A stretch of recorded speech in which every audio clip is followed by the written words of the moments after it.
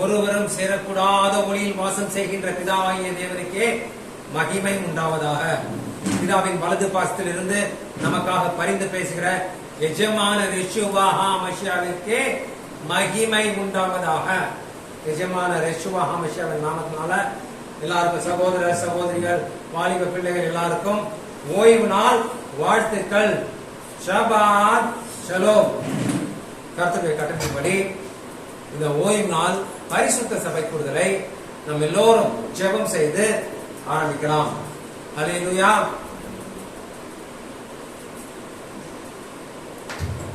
அல்லேலூயா. தேவனுக்கு மகிமை உண்டாவதாக. ஒருவரைக்கொருவர் வாழ்த்திக் கொள்ளலாம்.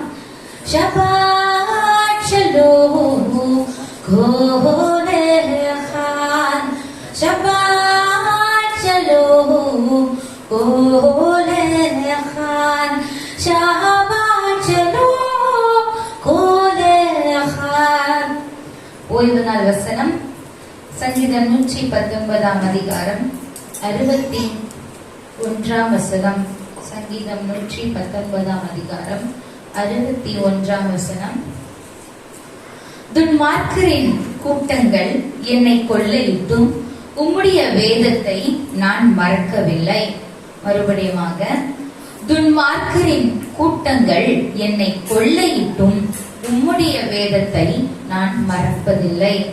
கண்களை மூடி எங்கள் அன்பின் தகப்பனே, பரலோகத்தின் பிதாவாகிய தேவனே, ஒருவரும் சேரக்கூடாத ஒளியிலே வாசமாயிருப்பவரே, சிறந்தவரே, அதிசயமாயிருப்பவரே, அற்புதத்தின் தேவனே, சேனைகளின் தேவனே, வாக்கில் உண்மை உள்ளவரே, உடைய நாமம் மகிமைப்படுவதாக, உடைய ராஜ்யம் வருவதாக, உடைய சித்தம் பரலோகத்திலே செய்யப்படுகிறது போல் இந்த பூமியிலேயும் செய்யப்படும்படியாக நாங்கள் ஒரு மனதோடு இந்த ஆசீர்வதிக்கப்பட்ட பரிசுத்தமாக்கப்பட்ட இந்த ஓய்வு நாளிலே ஒரு மனதோடு ஜெபிக்கிறோம்.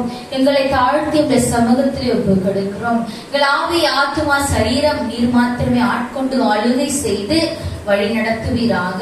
பிதாவின் வலது பாசத்திலே வீற்றிருந்து எங்களுக்காக பரிந்து பேசிக் கொண்டிருக்கிற மஷியாவே நாம பரிசுத்தப்படுவதாக. இதோ எங்களை கரை திரைப்பிழை அற்றவர்களாக உடைய வருகையில் எடுத்துக் கொள்ளும்படியாக வழி நடத்தும்படியாக தாழ்த்தி ஜெபிக்கிறோம். நீர் மாத்திரம் உயர்ந்திருப்பீராக. நமக்கு மாத்திரமே நாங்கள் மகிமை செலுத்துகிறோம். இந்த ஓய்வு நாளிலே ஏறிடக்கூடிய துதி, ஆராதனை, ஜபங்கள் எல்லாவற்றையும் நீ சுகந்த வாசனையாக ஏற்றுக்கொள்கிறதுக்காக நன்றி செலுத்துகிறோம்.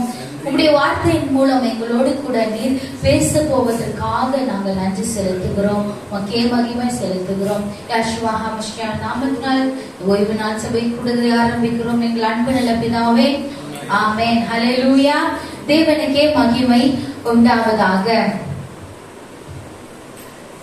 நம்முடைய ராஜாதி ராஜாவை இந்த வேளையில அவர் ஒருவரே தேவன் என்றும் அவரை அன்றி வேறு தேவர்கள் இல்லை என்றும்,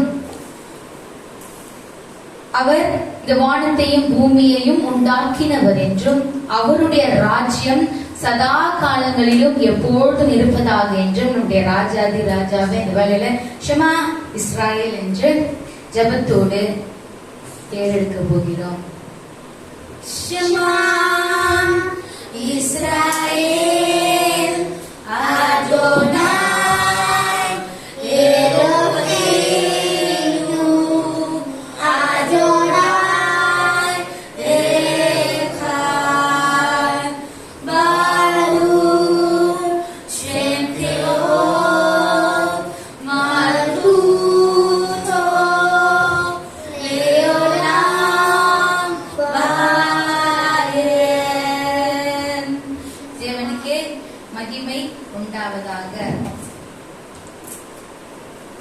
கர்த்தருடைய வசனம்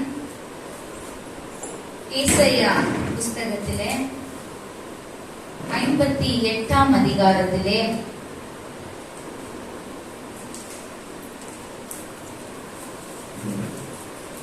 13-14 வசனத்தை நாம் வாசித்தோமேயானால், என் பரிசுத்த நாளாகிய ஓய்வு நாளிலே உனக்கு இஷ்டமானதை செய்யாதபடி உன் காலை விலக்கி உன் வழிகளின்படி நடவாமலும் உனக்கு இஷ்டமானதை செய்யாமலும் உன் சொந்த பேச்சை பேசாமலும் இருந்து ஓய்வு நாளை மனமகிழ்ச்சியின் நாள் என்றும் கர்த்தருடைய பரிசுத்த நாளை மகிமையுள்ள நாள் என்றும் சொல்லி அதை மகிமையாக எண்ணுவாயானால் அப்பொழுது கர்த்தரில் மனமகிழ்ச்சியாய் இருப்பாய்.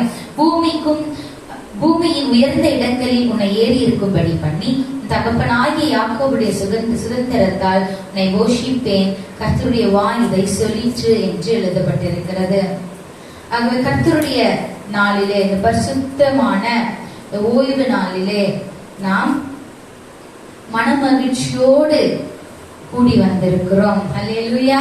ஆகவே இந்த நாளிலே எபிரேயரும் ஆங்கிலத்திலும் கலந்த ஒரு துதிப்பாடலை ஏறெடுக்க போகின்றோம். We delight in your Shabbat என்று துதிக்க போகிறோம். ஆகவே நாம் ஒவ்வொருவரும் கண்களை மூடி இந்த வேளையில ஆண்டவரே, உம்முடைய பரிசுத்த ஓய்வு நாளிலே உம்மை துதிக்கும்படியாக எங்களை அழைத்து கொண்டு வந்திருக்கிறீர். உமக்கே நாங்கள் நன்றி செலுத்துகிறோம் ஆண்டவரே.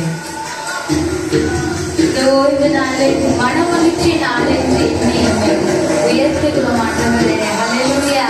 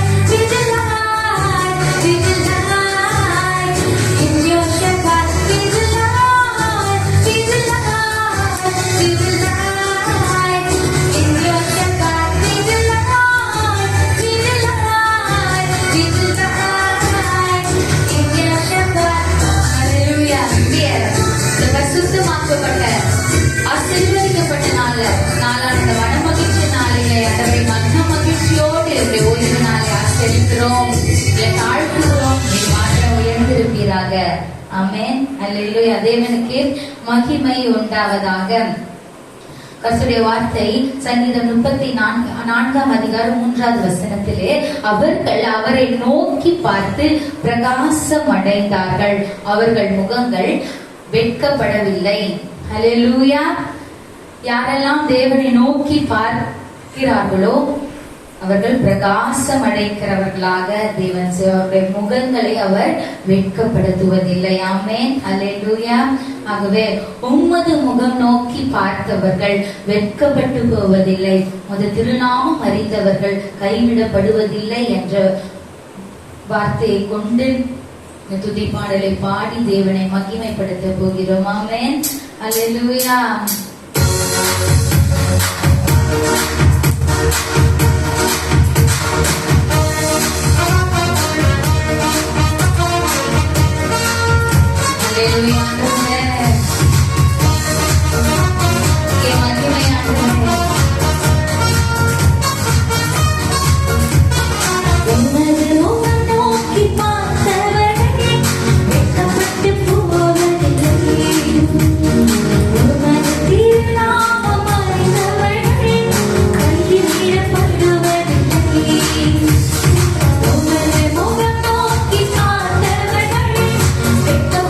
Oh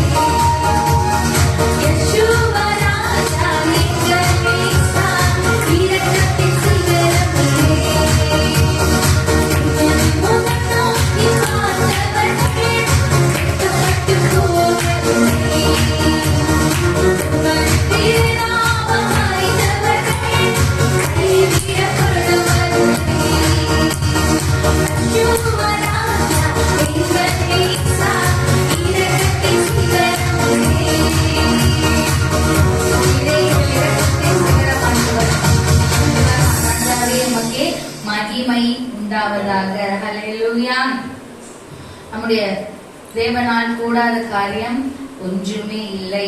ஆமென், அல்லேலூயா. அவர் ஒருவரே எப்பொழுதும் துதிக்கு பாத்திரராக இருக்கிறார். அல்லேலூயா.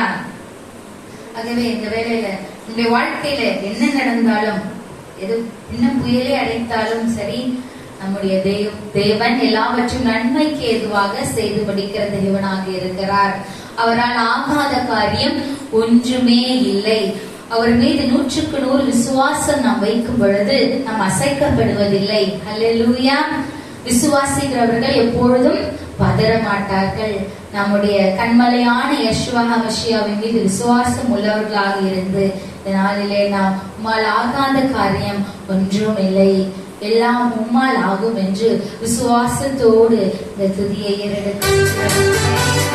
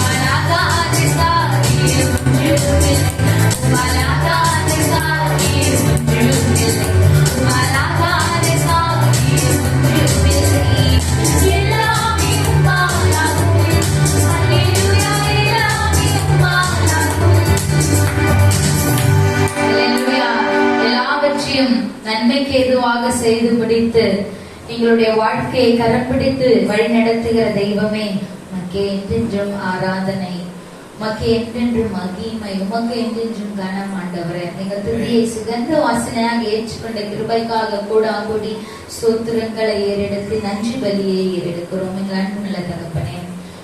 ஆமென். ஹல்லேலூயா.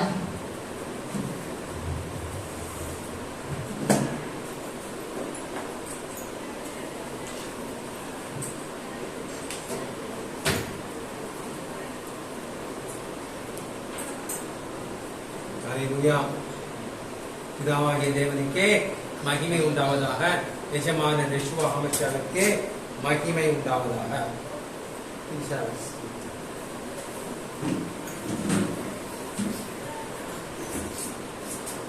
இன்னும் ஒரு அருமையான மதிய வேலையை, இன்னும் ஒரு அருமையான ஓய்வு நாளை நம்ம எல்லாருக்கும் காண செய்த கிருபைக்காக கர்த்தருக்கு கோடான கோடி நன்றி.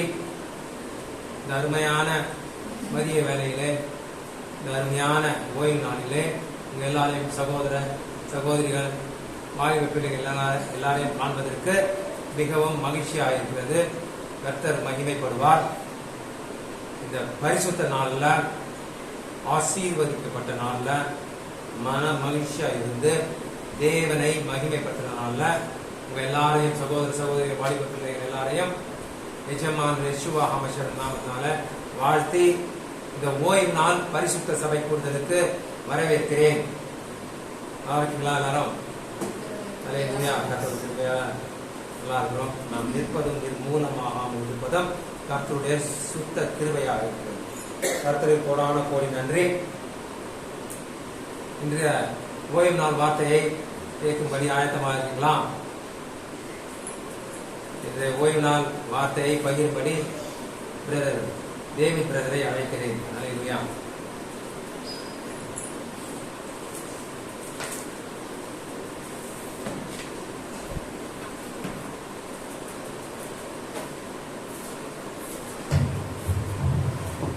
சபாத் செல்வம். நாளை கர்த்தர் நம்ம காணும்படியாக திரும்பி செய்தார். போன வாரம் இருந்த சூழ்நிலை வேற, இந்த வாரம் இருந்த சூழ்நிலை வேற. கர்த்தரால ஒவ்வொரு நாளும் ஒவ்வொரு நொடியும் கூட கர்த்தர் நம்மை மணி போல காத்து வந்தார், காத்து வருகிறார். இன்னுமாய் நம்மை காப்பார். கர்த்தருக்கு மகிமை உண்டாவதாக. இந்த ஒரு நல்ல ஒரு ஓய்வு நாள். இந்த நாளில் நாம் அமர்ந்து கர்த்தருடைய வார்த்தையை உண்டு பலப்படும்படியாக கர்த்தர் நமக்கு ஒரு தருணத்தை கொடுத்திருக்கிறார். கர்த்தருக்கு மகிமை உண்டாவதாக. ஈஸியா கர்த்தருடைய வார்த்தையை கடந்து போவதற்கு முன்பதாக நாம ஒரு நிமிஷம் உருவாக்கனுடைய ஆளுகைக்குள்ளாக நம்மை அர்ப்பணிப்போம். நம்முடைய இறுதிய கதவுகளை திறந்து வார்த்தை வரும்பொழுது அவை உருவாக்கக்கூடியதான சக்தி உடையவையா இருக்கிறது சொல்லி வேதத்துல நம்ம பார்க்கிறோம். வார்த்தையினாலே அனைத்தையும் உண்டாக்கினார். இன்றைக்கு நம்ம வாழ்க்கையில தேவையான காரியத்தை கர்த்தர் அவருடைய வார்த்தை நிமித்தமாக உருவாக்கும்படியாக நல்ல ஒரு நிலமாக அவருடைய சமூகத்திலே நாம அர்ப்பணிப்போம். அவீனும் மல்கேனும் தகப்பனே, அந்த ராஜாவே நல்ல ஆண்டவரே அப்பா, உடைய அப்பத்துக்கு நேராக வருகிறோம். நம்முடைய லட்சம் எங்க மத்தியில நீ பிட்டு தர வேண்டும் சொல்லி ஐயா, இதை ஆசீர்வதித்து பிட்டு ஆண்டவரே இதை புசியுங்கள் என்று சொல்லி ஆண்டவரே நீர் கொடுத்தீரே, அது போல வசனத்தை உண்டு இந்த நாளில் நாங்கள் பலன் கொள்ளும்படியாக கிருபை செய்யுங்க. முழுவதுமாக பொருட்படுத்திக் கொள்ள வேண்டுமா சொல்லிக்கிறோம். எங்களை அர்ப்பணிக்கிறோம். அடியேனும் கருத்துல ஒப்புக்கொடுக்கிறோம். மறைத்து நீ வெளிப்பட வேண்டுமா சொல்லிக்கிறோம். வார்த்தை ஆண்டவரே எங்களை உருவாக்கட்டும், எங்களை கட்டி எழுப்பட்டும். இந்த வாரத்துக்கு தேவையான பலத்தை எங்களுக்கு கட்டளையிட்டு தரட்டும். ஆண்டவரே எல்லாவற்றையும் யெஷுவா ஹமஷியாவின் வல்லமுள்ள நாமத்தினாலே சொல்லிக்கிறோம். நல்ல பிதாவே, ஆமென். நாம் தோரா பகுதிகளை தியானித்து வருகிறோம். போன வாரம் எந்த தோரா பகுதி தியானிச்சோம்? யாராவது ஞாபகம் இருக்கா?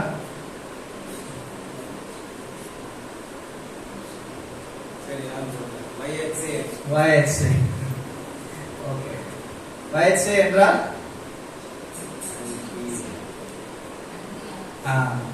பின்பு அவர் அனுப்பினார் என்று சொல்லி நம்ம பார்த்தோம். என்ன அனுப்பினார் என்று சொல்லி நாம பார்த்தோம். ஓகே, இந்த வாரத்தினுடைய தோரா பகுதி 9வது தோராவுக்கு நேராக கடந்து வந்திருக்கிறோம். தோரா நம்ம ஸ்டார்ட் பண்ணி 9 வாரங்கள் ஆகிவிட்டது. 9வது வாரத்துல நம்ம இருக்கிறோம். வயஷேவ், இந்த வாரத்தினுடைய தோரா பகுதி வயஷேவ். ஓகே,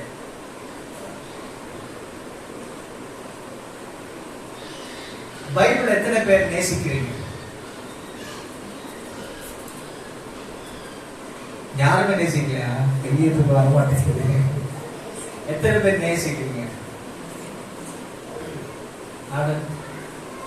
இல்லையா? தைரியமா கை தூக்கலாம். நேசிச்சீங்கன்னா கை தூக்கலாம். எஸ் ஆர் நோ ரெண்டு பதில் தான், நடுவுல எந்த பதிலும் கிடையாது. எஸ்னா கை, நோனாக்கா இல்ல. கம்பல்சன் கிடையாது. இவ்வளவுனா பாதி நேசிக்கிறேன், பாதி இல்ல, அப்படியா? சரி, பைபிளை யார் நேசிக்க விரும்புறீங்க? இதுக்கு தைரியமா கை தூக்கலாம்ல. இன்னும் ஆண்டவருடைய பைபிள் என்னது? கர்த்தருடைய வார்த்தை தான் இல்லையா? அதுதான் உண்மைன்னு நமக்கு தெரியும் உலகத்துல.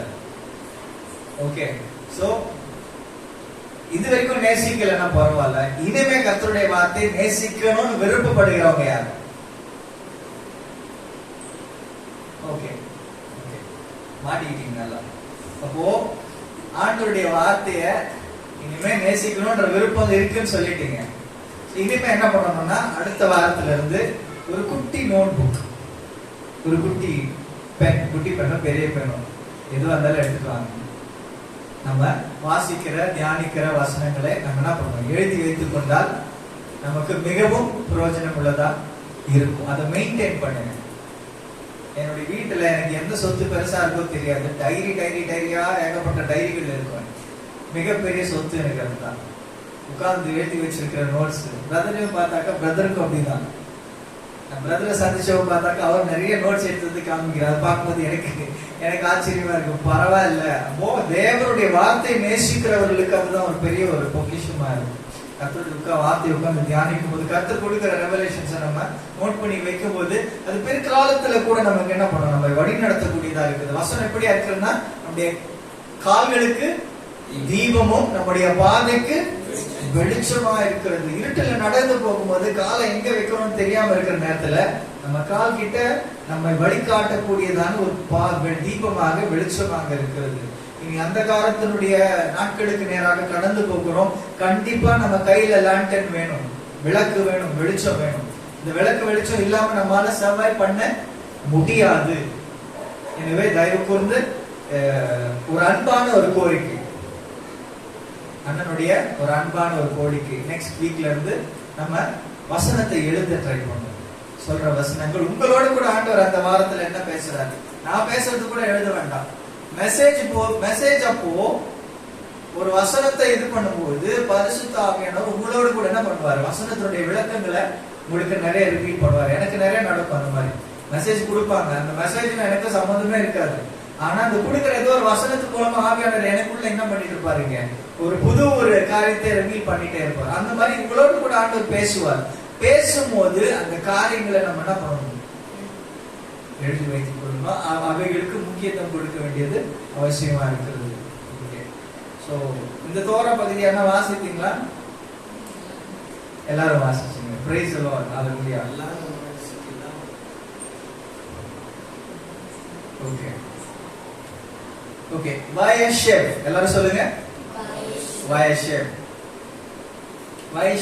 வைஷ்லாக் சொல்லி பார்த்தோம் போனோம். வைஷ்லாக் ஷலாக் அப்படின்னு சொன்னா நடக்கிறதுன்னு சொல்லி அர்த்தம். பின்பவர் சென்றார் என்று சொல்லி. வைஷேப் ஷேப் என்று சொல்லி, வா என்ற வார்த்தைக்கு வந்து அண்ட் என்று சொல்லி அர்த்தம். வா அண்ட் வைஷேப் அப்படின்னு சொல்லும் போது பின்பு அவர் குடியிருந்தார். and he settled.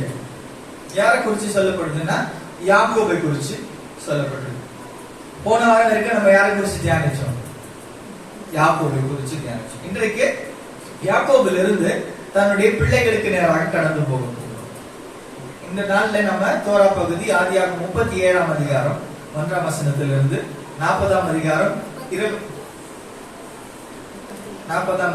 23ஆம் வசனம் வரைக்கும் நம்முடைய இன்றைக்கான தியானமா இருக்க போகிறது. ஓகே, இதுல வந்து 7 பிரிவுகளாக பிரிக்கப்பட்டிருக்கிறது. மெசோரிட்டிக் டெக்ஸ்ட் பிரகாரமாக இந்த தோரா பகுதி 7 பிரிவாக பிரிக்கப்பட்டிருக்கிறது. ஒவ்வொரு பிரிவுகளும் ஒரு முக்கியமான சம்பவங்களை கொண்டிருக்கிறதா இருக்கிறது. முதல் பிரிவுல பார்க்கும்போது யோசேப்பனுடைய தரிசனத்தை குறித்து நம்ம பார்ப்போம். யோசேப்புக்கு ஒரு விஷன் வருது இல்லையா, ஒரு கனவு வருது. அந்த கனவு என்ன கனவு வாசிச்சவங்களுக்கு ஞாபகம் இருக்கா? 2 கனவு காண்றாரு யோசேப்பு. முதல்ல ஒரு கனவு காண்றாரு, என்னன்னா வயல்ல அரிக்கட்டுகள் இல்லையா, வயல்ல எல்லாமே ஹார்வெஸ்ட் பண்ணிட்டு கட்டு கட்டா கட்டி வைப்பாங்க. சோ மொத்தம் எத்தனை கட்டு இருக்கு? அதுல 13 கட்டு இருக்கு. நடுவுல ஒரு கட்டு, அது சுத்திலும் 12 கட்டுகள். ஓகே, அந்த 12 அரிக்கட்டும் நடுவுல இருக்கக்கூடிய அரிக்கட்டை என்ன பண்ணிருக்காங்க? அப்படியே தலை வணங்கி நிக்கிறாங்க. இப்ப இந்த நடுவுல இருக்கிற அரிக்கட்டை யாரை குறிக்குதுன்னா யோசேப்பை குறிக்கிறது. சுத்தி இருக்கிற அரிக்கட்டைகள்லாம் என்னது? தன்னுடைய சகோதரர்கள், அவருடைய அப்பா அம்மா, சகோதரர்கள் 12 சகோதரர்கள். ஓகே, அடுத்தது இன்னொரு தரிசனம் பாக்குறாரு, இன்னொரு கனவு பாக்குறாரு. என்னன்னா சூரியன் சந்திரனும் 12 கோள்களும் 12 கான்ஸ்டலேஷன்ஸும் என்ன பண்ணுதான்? இவரை வணங்குது அப்படின்னு சொல்லிட்டு இன்னொரு கனவை பாக்குறாரு. இந்த கனவை பார்த்துட்டு என்ன பண்றாப்புல யோசேப்பு, இந்த கனவை வந்து தன்னுடைய மென்டோரா இருக்கிறதான தன்னுடைய தகப்பன் கிட்ட சொல்லாம என்ன பண்றாரு, போய் தன்னுடைய சகோதரர்கள் கிட்ட இந்த காரியத்தை சொல்லிடுறாரு. அடுத்த கனவு தன்னுடைய தகப்பன் கிட்ட எல்லாரும் முன்னாடி சொல்லும் போது என்ன ஆகுதுன்னா, அவங்களுக்குள்ள ஒரு ஜெலசி வந்துருது. அப்போ உன்னை வந்து நாங்க எல்லாரும் சேர்ந்து வணங்குவோமா அப்படின்னு சொல்லிட்டு இந்த எல்லா சகோதரர்கள் மத்தியிலும் யோசேப்பு மேல ஒரு ஒரு கசப்பு வந்துருது, ஒரு வெறுப்பு வந்துருது. அப்போ உனக்குள்ள பெருமையா இருக்கிறது, நீ வந்து ரொம்ப அரகண்டா பிஹேவ் பண்ற, நாங்கெல்லாம் உனக்கு வணங்குற மாதிரி நீ இது பண்ற. நம்ம குடும்பத்துல வந்து யாராவது சின்ன பிள்ளை நீங்க எல்லாம் என் காலில் விழுறீங்கன்னு சொல்லிட்டு மாதிரி கனவு கண்டேன்னு சொல்லிட்டு சொன்னா நமக்கு எப்படி இருக்கும்? கண்டிப்பா எல்லாருக்குமே டென்ஷன் ஆகதான் செய்யும், இன்க்ளூடிங் யாக்கோபு.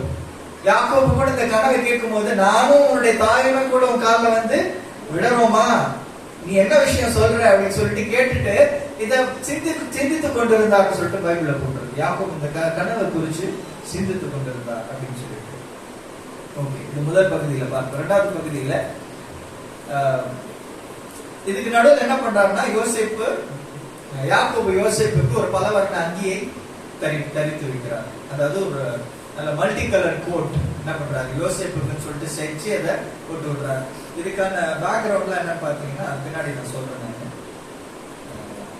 மூன்றாவது பகுதியில பார்க்கும்போது யோசேப்பு அனுப்புறாரு, தன்னுடைய தகப்பன் அனுப்புறாரு. சகோதரர்கள் ஆடு மேய்க்க போயிருக்காங்க, போய் பார்த்துட்டு அவங்க எல்லாம் எப்படி இருக்காங்கன்னு விசாரிச்சுட்டு வான்னு சொல்லிட்டு அனுப்பி விடுறாரு. அந்த இடத்துல போனப்போ யோசேப்பு மேல இருக்கிற வெறுப்பு நிமித்தமாக வந்த உடனே என்ன பண்ணிடுறாங்க, அவனை அடிச்சு குடிக்குள்ள போட்டுறாங்க. இந்த குடி வந்து எப்படி இருக்கும்னு சொல்லிட்டு சொன்னா, பாம்பு தேள் இப்படிப்பட்ட நிறைய விஷப்பூச்சிகள்லாம் இருக்கக்கூடியதான ஒரு குடி. சாவடிச்சிடணும்ன்ற டிசிஷன் தான். அதுக்கப்புறமா யூதா அங்க சொல்றாரு, இல்ல செத்து போனாக்க நமக்கு என்ன பிரயோஜனம் இருக்கு, இஸ்மாயிலருக்கு வராங்க, மர்ச்சன்ட்ஸ் வராங்க, வியாபாரிகள் வராங்க, அவங்க கிட்ட என்ன பண்ணிடலாம், அவனை வச்சுட்டா அதுலயாவது நமக்கு பணமாவது கிடைக்கும்னு சொல்லிட்டு அவனை வச்சு போட்டு விடுகிறார். மூன்றாவது பகுதி. நான்காவது பகுதியில பாத்தீங்கன்னா அடுத்தது வந்து யூதாவை குறித்து சொல்லப்பட்டிருக்கு.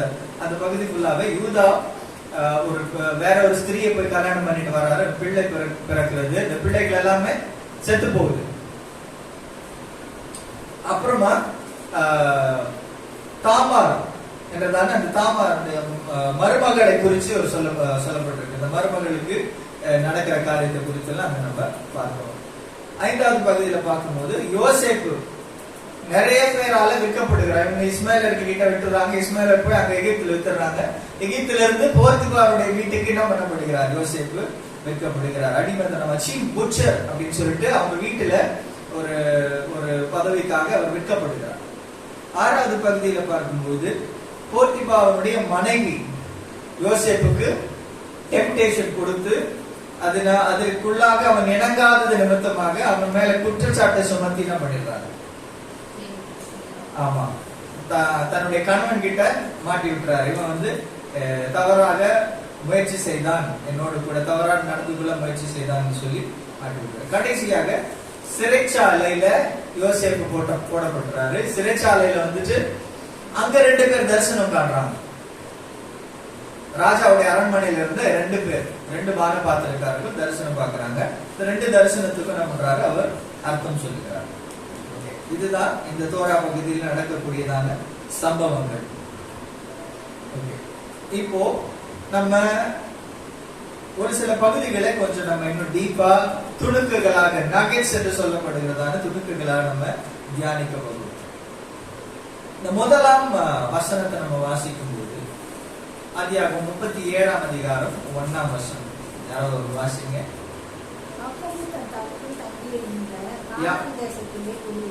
யாக்கோபு தன் தகப்பன்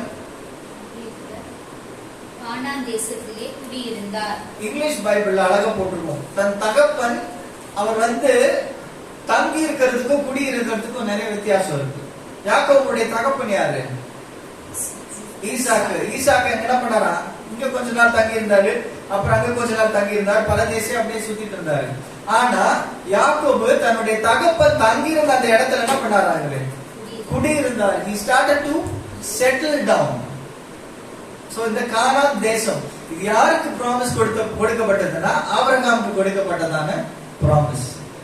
நீ உன்னுடைய ஜனத்தை என்ன பண்ண, கானானுக்குள்ள உன்னை செட்டில் பண்ண நான் செய்வேன், உங்களை இந்த சொந்த தேசமான அந்த தேசத்தை உங்களுக்கு கொடுப்பேன், உங்களுடைய சந்ததிக்கு கொடுப்பேன்னு சொல்லிட்டு சொன்னாரு. அப்போ கர்த்தர் வாக்களிக்கப்பட்டதான அந்த இடத்துல செட்டில் பண்ண ஆரம்பிக்கிறார் யாக்கோபு. ஆனா செட்டில் ஆகணும், அமைதியா நான் தங்கணும்னு நினைச்ச உடனே யாக்கோபுடைய வாழ்க்கையில் என்ன ஆயிடுச்சுன்னா பிரச்சனைகள் ஆரம்பித்து விட்டது. ஆண்டவருடைய தீர்க்க தரிசனம் நிறைவேறுவதற்கான ஒரு சில ப்ராசஸ் என்று சொல்லி ஒன்று உண்டு. கர்த்தர் இதை சொல்லிட்டாரு, இதை நிறைவேற்ற போகிறார். இந்த சொன்னதுல இருந்து இதை நிறைவேற்றுகிற வரைக்கும் ஒரு சில ப்ராசஸ்க்குள்ளாக நம்ம கடந்து போக வேண்டியது அவசியமா இருக்கிறது. அதுக்குள்ள நிறைய அப்ஸ் அண்ட் டவுன்ஸ் இருக்கும், மேலையும் கீழையும் இருக்கும். இது எல்லாவற்றையும் தாண்டி நம்ம அந்த கர்த்தர் சொல்லக்கூடியதான அந்த இடத்துல நம்ம போய் அடைந்து சேருவோம். இந்த ப்ராசஸை குறித்து நம்ம பைபிள்ல பார்க்கும்போது யோபு 3ஆம் அதிகாரம் 25ஆம் வசனம் வாசிங்க. யோபு 3ஆம் அதிகாரம் 25ஆம் வசனம்.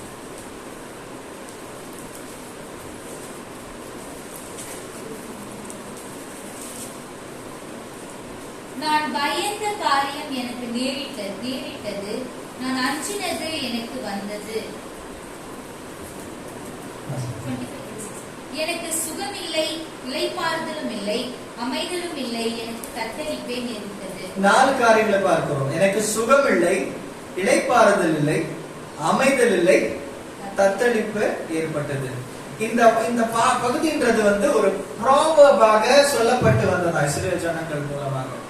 இது ஒரு பைவேர்டாக யூஸ் பண்ணப்பட்டதா. இது யார் சொன்ன வார்த்தை ஆக்சுவலா பார்த்தாக்கா யாக்கோபு பயன்படுத்தினான வார்த்தை. யாக்கோபு தன்னுடைய வாழ்க்கையினுடைய எக்ஸ்பீரியன்ஸை சொன்னதான ஒரு வார்த்தை. அதை யோபு தன்னுடைய வாழ்க்கையில யூஸ் பண்றாரு அப்படின்னு சொல்லிட்டு சொல்லப்படுகிறது ரபைமார்களால. என்னன்னு பாத்தீங்கன்னா, எனக்கு சுகம் இல்லை. முதலாவது யார் மூலமா சுகம் இல்லைன்னா ஏசாவின் நிமித்தமாக எனக்கு சுகம் இல்லை. நான் சுகமா வாழ்ந்திருக்கணும், தகப்பன் வீட்டுல வாழ்ந்திருக்கணும்னு நினைச்சேன். ஆனா ஏசாவின் மூலமாக என்ன பண்ணப்பட்டது? நான் பயந்து என்னுடைய உயிருக்காக தப்பி ஓட வேண்டிய சூழ்நிலை ஆயிடுச்சு. இரண்டாவது, எனக்கு இளைப்பாறுதல் இல்லை.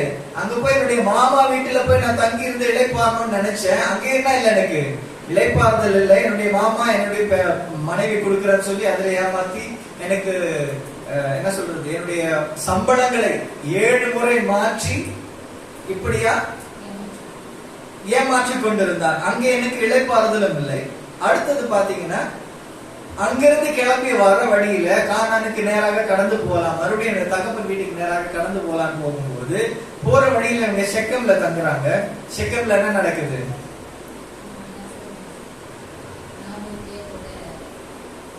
இல்ல, அதுக்கு முன்னாடி செக்கம்ல தீனால் நிமித்தமாக சிமியோன் லேவி ஒரு முழு பட்டணத்தை என்ன பண்ணிடுறாங்க, அழித்துடுறாங்க. இது நிமித்தமாக இவங்களை குறிச்சு எல்லா பகுதியில இருக்கிற ஒரு பயம் உண்டாகிறது, ஒரு ஆபத்தான ஒரு சூழ்நிலை ஆகிறது.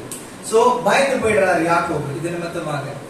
சோ எனக்கு சுகமில்லை ஏசாவால, எனக்கு இளைப்பாறுதல் இல்லை லாபானால, எனக்கு அமைதல் இல்லை சிமியோன் லேவி நிமித்தமாக, தத்தளிப்பே ஏற்பட்டது. எனக்கு தத்தளிப்பு ஏற்பட்டது. யார் நிமித்தமாக பார்க்கும்போது கடைசியில என்னுடைய புத்திரர்கள் தான் எனக்கு, என் புத்திரர்கள் நிமித்தமாக கர்த்தர் என்னை ஆசீர்வதிப்பார் நினைச்சு நான் ஒரு சிரேஷ்ட புத்திரனை செலக்ட் பண்ணி அவனுக்கு ரெஸ்பான்சிபிலிட்டி கொடுத்த பிறகு அவன் தான் என்னுடைய குடும்பத்தை ரட்சிப்புக்கு நேரம் வழி நடத்துவான்னு நினைச்ச பிறகு கடைசியில் என்ன ஆகுது?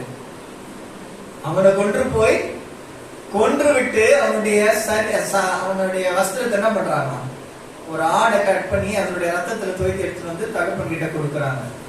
யாக்கோபு யோசேப்பு வந்தான், அவன் வழியில ஏதோ அவனை அடிச்சு அவனை சாப்பிட்டுருச்சு, அவன் போட்டிருந்த வஸ்திரம் தான் மிஞ்சிச்சு, அந்த வஸ்திரத்தை கொண்டு வந்து காமிச்சு இதுதான் அவனுடைய பிள்ளைய வஸ்திரமா பாருங்க அப்படின்னு தகப்பன் கிட்ட கொண்டு வந்து காமிக்கிறான். அப்போ தான் இளைப்பாற வேண்டும், தான் குடியிருக்க வேண்டும், அமைதலாய் தங்கி இருக்க வேண்டும் நினைச்ச யாக்கோபுக்கு கடைசி வரைக்கும் அந்த அமைதல் கிடைக்கவே இல்லை. ஆனா எப்போ கிடைச்சது ஆனா எப்போ கிடைச்சதுன்னு சொல்லி நாம் பின் வருகிறதான பகுதியில நாம் பார்ப்போம். சங்கீதம்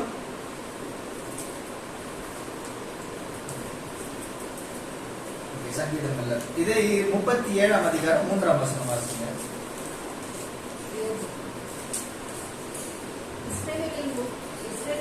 ஆதியாகமம் 37:3. இஸ்ரவேலின் முதிர்வயதிலே யோசேப்பு தனக்கு பிறந்ததினால் இஸ்ரவேல் தன் குமாரர் எல்லாரையும் அவனை அறிமுகம் பல வருடமாக அங்கேயே செய்திருந்தான். இஸ்ரவேலுடைய முதிர் வயதுல யோசேப்பு பிறந்தது நிமித்தமாக தன்னுடைய எல்லா பிள்ளைகளை காட்டிலும் இஸ்ரவேல் என்ன பண்ணாங்க? யோசேப்பை அதிகமாக நேசித்தாங்க என்று சொல்லி பார்த்தோம். இது கரெக்டா தப்பா? நம்ம கிட்ட கேட்கறது. 12 பிள்ளைங்க இருக்காங்க. இந்த 12 பிள்ளைகள் எல்லாரையும் காட்டிலும் ஒரு பிள்ளை மட்டும் ஜாஸ்தியா நேசிக்கிறது கரெக்டா தப்பா? நம்மள என்ன சொல்லுவோம்? பார்ஷியாலிட்டி பாக்குறாங்கன்னு சொல்லுவாங்க. ஒரு பிள்ளை மட்டும் நேசிச்சு இன்னொரு பிள்ளைய என்ன பண்றாங்க? கண்டிக்காம விட்டுறாங்கல்ல. அப்போ இது யாக்கோபு செய்தது தவறா கரெக்டா? சொல்லி தவறுன்னு சொல்றவங்க கை தூக்கணும், கரெக்ட்னு சொல்றவங்க கை தூக்கணும். ஓகே. ஏன்னா ஈசாக்கும் இதே தவறு தானே செய்யறாரு. ஏசா மேல அதிக அன்பு வச்சிடறாரு. ஏசா என்னதான் தப்பு பண்ணாலும், என்னதான் வேற பொண்ணுங்களை கூப்பிட்டு வந்து அவனுடைய வாழ்க்கையே கசப்பாக மாற்றினாலும் அவனுக்கு தான் ஆசீர்வாதம் கொடுப்பேன். ஏன்னா அவன் தான் வீட்டுக்கு சாப்பாடு கொண்டு வந்து தர்றான், என் பிடிச்ச காரியத்தை செய்யறான்னு சொல்லிட்டு ஈசாக்குமே ஃபேவரட்டிசம் தான் பண்றாரு. ஆனா ஈசாக்குக்கும் யாக்கோபுக்கும் உள்ள வித்தியாசம் இங்க வேதாகமத்துல சொல்லப்பட்டிருக்கு. தனக்கு பார்ஷியாலிட்டி காமிச்சது நிமித்தமா அதே தவிர யாக்கோபு தன்னுடைய பிள்ளைகளுக்கு செய்வாரா? செய்ய மாட்டாரு. என்னுடைய தகப்பன் எனக்கு ஒரு தவறு செய்திருந்தா அதுல இருந்து நான் என்ன பண்ணுவேன்? கற்றுக்கொண்டு என் பிள்ளைகளுக்கு அதே தவறை நான் செய்ய மாட்டேன். ஓகேவா? இங்க ஈசாக்கு செய்த தவறை யாக்கோபு நன்றாக அறிந்திருக்கிறான். நான் என் தகப்பன் வீட்டில தங்கியிருந்து தோராவை கற்றுக்கொண்டு நான் குணசாலியா இருந்தேன். ஆனாலும் என் தகப்பன் என்ன பண்ணல? என்ன சூஸ் பண்ணல, எனக்கு ஆசீர்வாதத்தை கொடுக்க விருப்பப்படவில்லை என்ற விஷயம் யாக்கோபுக்கு நல்லா தெரியும். இருதயத்தில் நல்ல ஆழமா பதிந்திருந்த ஒரு காரியம். அதனால என்ன பண்றாரு? என் தகப்பன் பண்ண மிஸ்டேக்கை நான் என்னுடைய பிள்ளைகளுக்கு பண்ணக்கூடாது. சோ எனக்கு யார் பிடிக்கும்ன்றது நிமித்தமாக நான் நேசிக்கவில்லை. யார் மேல கர்த்தருடைய கரம் இருக்கிறதோ அவனை நான் நேசிக்க வேண்டும். நல்லா தெரிஞ்சுக்கணும். அந்த வசனத்தை வாசிக்கும் போது திரும்ப வாசிங்க. 37:3.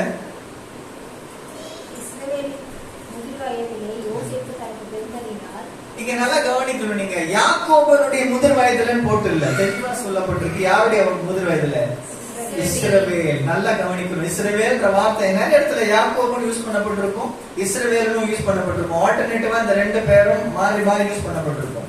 ஆனா இஸ்ரவேல்ன்ற அந்த பேர் யூஸ் பண்ணப்பட்டதற்கான காரணம் என்னன்னா, யாக்கோபு யோசேப்பை யாக்கோபாக நேசிக்கவில்லை, இஸ்ரேலாக நேசித்தான். தன்னுடைய சுயத்து நிமித்தமாக நேசிக்கவில்லை. எனக்கு இந்த பிள்ளை பிடிக்கும் நேசிக்கல.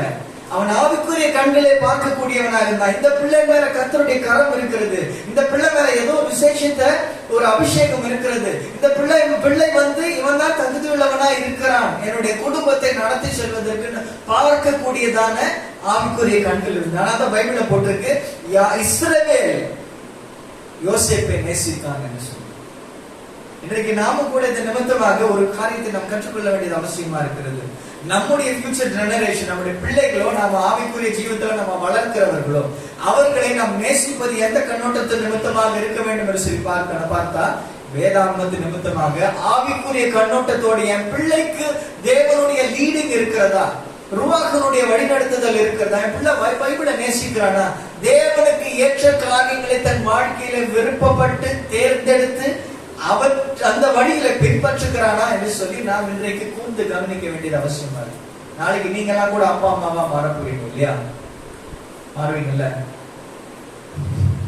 கல்யாணம் பண்ணுவீங்க, உங்களுக்கு குழந்தை வரும் நிச்சயமா. அப்போ உங்களுடைய பிள்ளைகளுக்கு நீங்க எப்படி சூஸ் பண்ணணும், உங்களுடைய பிள்ளைகளை நீங்க எப்படி வளர்த்து எடுக்கணும் அப்படின்னு பார்க்கும்போது, என் பிள்ளைன்னு சொல்லிட்டு நம்ம நேசிக்கிற விதமா இல்லாம ஸ்பிரிச்சுவலா அவனை பார்த்து ஆண்டவருடைய கரம் எனக்கு இருக்கிறதா, என் பிள்ளை ஆண்டவரை சூஸ் பண்றானா, ஆண்டவருடைய வழியில நடக்கிறானா என்கிறதான அந்த ஒரு கருத்தோடு கூட நம்ம பிள்ளைகளை இன்றைக்கு வளர்த்து எடுக்க வேண்டியது மிகவும் அவசியமான ஒரு காரியமா இருக்கிறது. இந்த பலவர்ண அங்கியை குறித்து நம்ம பார்க்கும்போது, இந்த பலவர்ண அங்கி எதிலிருந்து செய்யப்பட்டது என்று சொல்லி பார்த்தோம்னாக்கா, ஆதாமுக்கு ஆண்டவர் உடுத்து வித்தார் இல்லையா, ஒரு வஸ்திரம், தோலினால் செய்யப்பட்டதான வஸ்திரம். பாவம் செய்தது பிறகு ஏதேன் தோட்டத்தை விட்டு வெளியே போகும்போது ஆண்டவர் வஸ்திரத்தினால அவங்களை உடுத்தி வெளியே அனுப்பினார் என்று சொல்லி, அந்த வஸ்திரத்தை கொண்டுதான் யாக்கோபு யோசேப்புக்கு இந்த பலவர்ண அங்கியை செய்து வித்தான் என்று சொல்லி சொல்லப்படுகிறது. நமக்கு சரியான ஆதாரங்கள் சரியா தெரியல, ஆனா அப்படிதான் சொல்றாங்க. அந்த வஸ்திரத்து நிமித்தமாக தான் செய்து கொடுக்கப்பட்டது என்று சொல்லி. இன்னொரு விதத்துல பார்க்கும்போது ஆர்கியாலஜிஸ்ட் நிமித்தமாக அந்த காலகட்டத்தில் இருந்ததான கல்ச்சரல் ஹேபிட் என்னன்னு பாத்தீங்கன்னா, இந்த மாதிரி பலவர்ண அங்கி யாருக்கு செய்வாங்கன்னா, வீட்டுல சேஷ்ட புத்திரன் என்று சொல்லி யாரை செலக்ட் பண்றாங்களோ அவங்களுக்கு தான் இந்த வஸ்திரத்தை செய்து போடுவார்கள். அப்ப அந்த சேஷ்ட புத்திரன் சொல்லும் போது அவங்களுக்கு என்ன அர்த்தம்? ஏற்கனவே சொல்லியிருக்காரு, சேஷ்ட புத்திரத்தை குறிச்சு நம்ம ஏற்கனவே பார்த்திருக்கோம். சேஷ்ட புத்திரன்னா அவனுக்கு என்ன கொடுப்பாங்க? டபுள் போர்ஷன் ஆஃப் பிளெஸிங்ஸ், 2 பங்கு ஆசீர்வாதம். ஏன்னா குடும்பம் எல்லாவற்றையும் தகப்பனுக்கு அடுத்து அவன் தான் பார்க்கணும். நாளைக்கு அவன் தம்பிக்கு ஏதாவது பிரச்சனை, தங்கச்சிக்கு ஏதாவது பிரச்சனை, இல்ல அண்ணன்களுக்கு ஏதாவது பிரச்சனைனா சேஷ்ட புத்திரனாக யார் செலக்ட் பண்ணப்படுகிறானோ அவன் தான் தன்னுடைய ஜீவனையும் கூட பணயம் வச்சு அவங்களுக்கு என்ன பண்ணணும், பார்த்துக்கொள்ளணும், அவங்கள விட்டுறக்கூடாது. அப்படிப்பட்ட சூழ்நிலையை எல்லா சூழ்நிலையும் மேனேஜ் பண்ணி தன்னுடைய குடும்பத்தை காப்பாற்றக்கூடிய ரெஸ்பான்சிபிலிட்டி அவனுக்கு கொடுக்கிறது நிமித்தமாகத்தான் அவனுக்கு 2 மடங்கு ஆசீர்வாதம் கொடுக்கப்படுகிறது. இப்படிதான் பைபிள் நம்ம கற்றுக்கு பார்ஷியாலிட்டி, பைபிள்ல நமக்கு பார்ஷியாலிட்டி காண்பித்து கொடுக்கிறது கிடையாது. ஒருத்தருக்கு மட்டும் 2 பங்கு, மற்றவங்களுக்கு எல்லாம் 1 பங்குன்றது கிடையாது. இது கொடுக்கிறதுக்கான ரீசன் என்னன்னா, somebody has to take responsibility in the place of the father. தகப்பனுக்கு அடுத்தது தன் குடும்பத்தை பார்க்கக்கூடிய யாராவது ஒருவர் இந்த ரெஸ்பான்சிபிலிட்டி எடுத்துக்கணும். அந்த ரெஸ்பான்சிபிலிட்டி எடுத்துக்கொள்ளும் போது அவனுக்கு ஒரு சில காரியங்கள் தேவை. அதனாலதான் அவனுக்கு 2 பங்கு ஆசீர்வாதங்கள் கொடுக்கப்படுகிறது. ஏன்னா தன்னுடைய 1 பங்குல இருந்து அவன் என்ன பண்ண முடியாது, மற்றவங்களுக்கு செய்ய முடியாது. செஞ்சா என்ன பண்ணுவாங்க, மனைவி நம்மளுக்கே இல்ல, நீ எடுத்துட்டு போய் உன் தங்கச்சி தம்பிக்கு எல்லாம் கொடுக்குறே அப்படின்னு கேட்பாங்களா? கேட்க மாட்டாங்களா? தனக்கு உண்டான டபுள் பங்குல இருந்து 1 பங்கு எடுத்து செலக்ட் பண்ணா யாருமே எந்த கேள்வியும் கேட்க முடியாது. அதனாலதான் பைபிள்ல கர்த்தர் நமக்கு எல்லா விதத்திலும் ஞானமாக அட்வைஸ் வைத்திருக்கிறார். ஒரு மனுஷனுடைய குடும்பத்தை எப்படி நடத்தணும், தன்னுடைய பிள்ளைகளை எப்படி நடத்தணும், பிள்ளைகளுக்கான பிள்ளைகளை கூட எப்படி நடத்தணும்னு சொல்லி ஆண்டவர் வேதாகமத்துல எல்லா ஞானங்களையும் எழுதி வைத்திருக்கிறார் நமக்காக.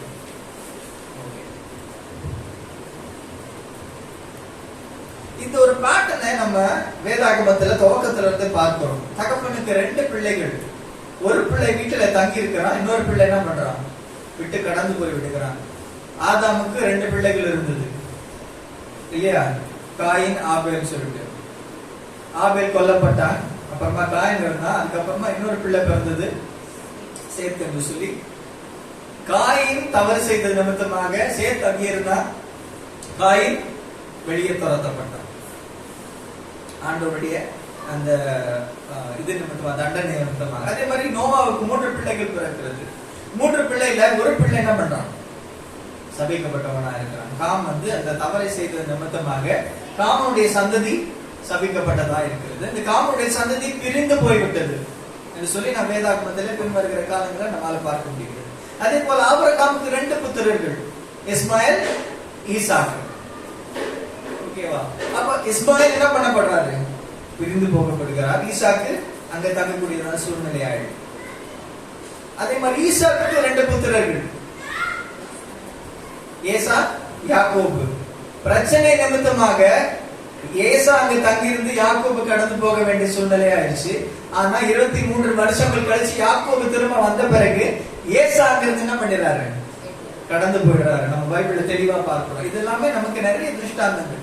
இந்த எல்லா விஷயங்களும் நம்ம ஏற்கனவே பார்த்தது போல நம்முடைய முற்பிதாக்களுடைய வாழ்க்கையில நடந்த சம்பவங்கள் எல்லாமே இஸ்ரவேலுடைய வாழ்க்கையில பின்னாடி வருகிற காலங்களில் நடக்கக்கூடியதான தீர்க்க தரிசன திருஷ்டாந்தங்கள். இதே போலதான் இஸ்ரவேல்ல கூட இஸ்ரவேல் முழுவதுமா கேப்சர் பண்ண பிறகு என்ன ஆச்சுன்னா, சாலமோனுடைய ராஜ்யத்துக்கு பிறகு 2 ராஜ்யமாக பிரிகிறது.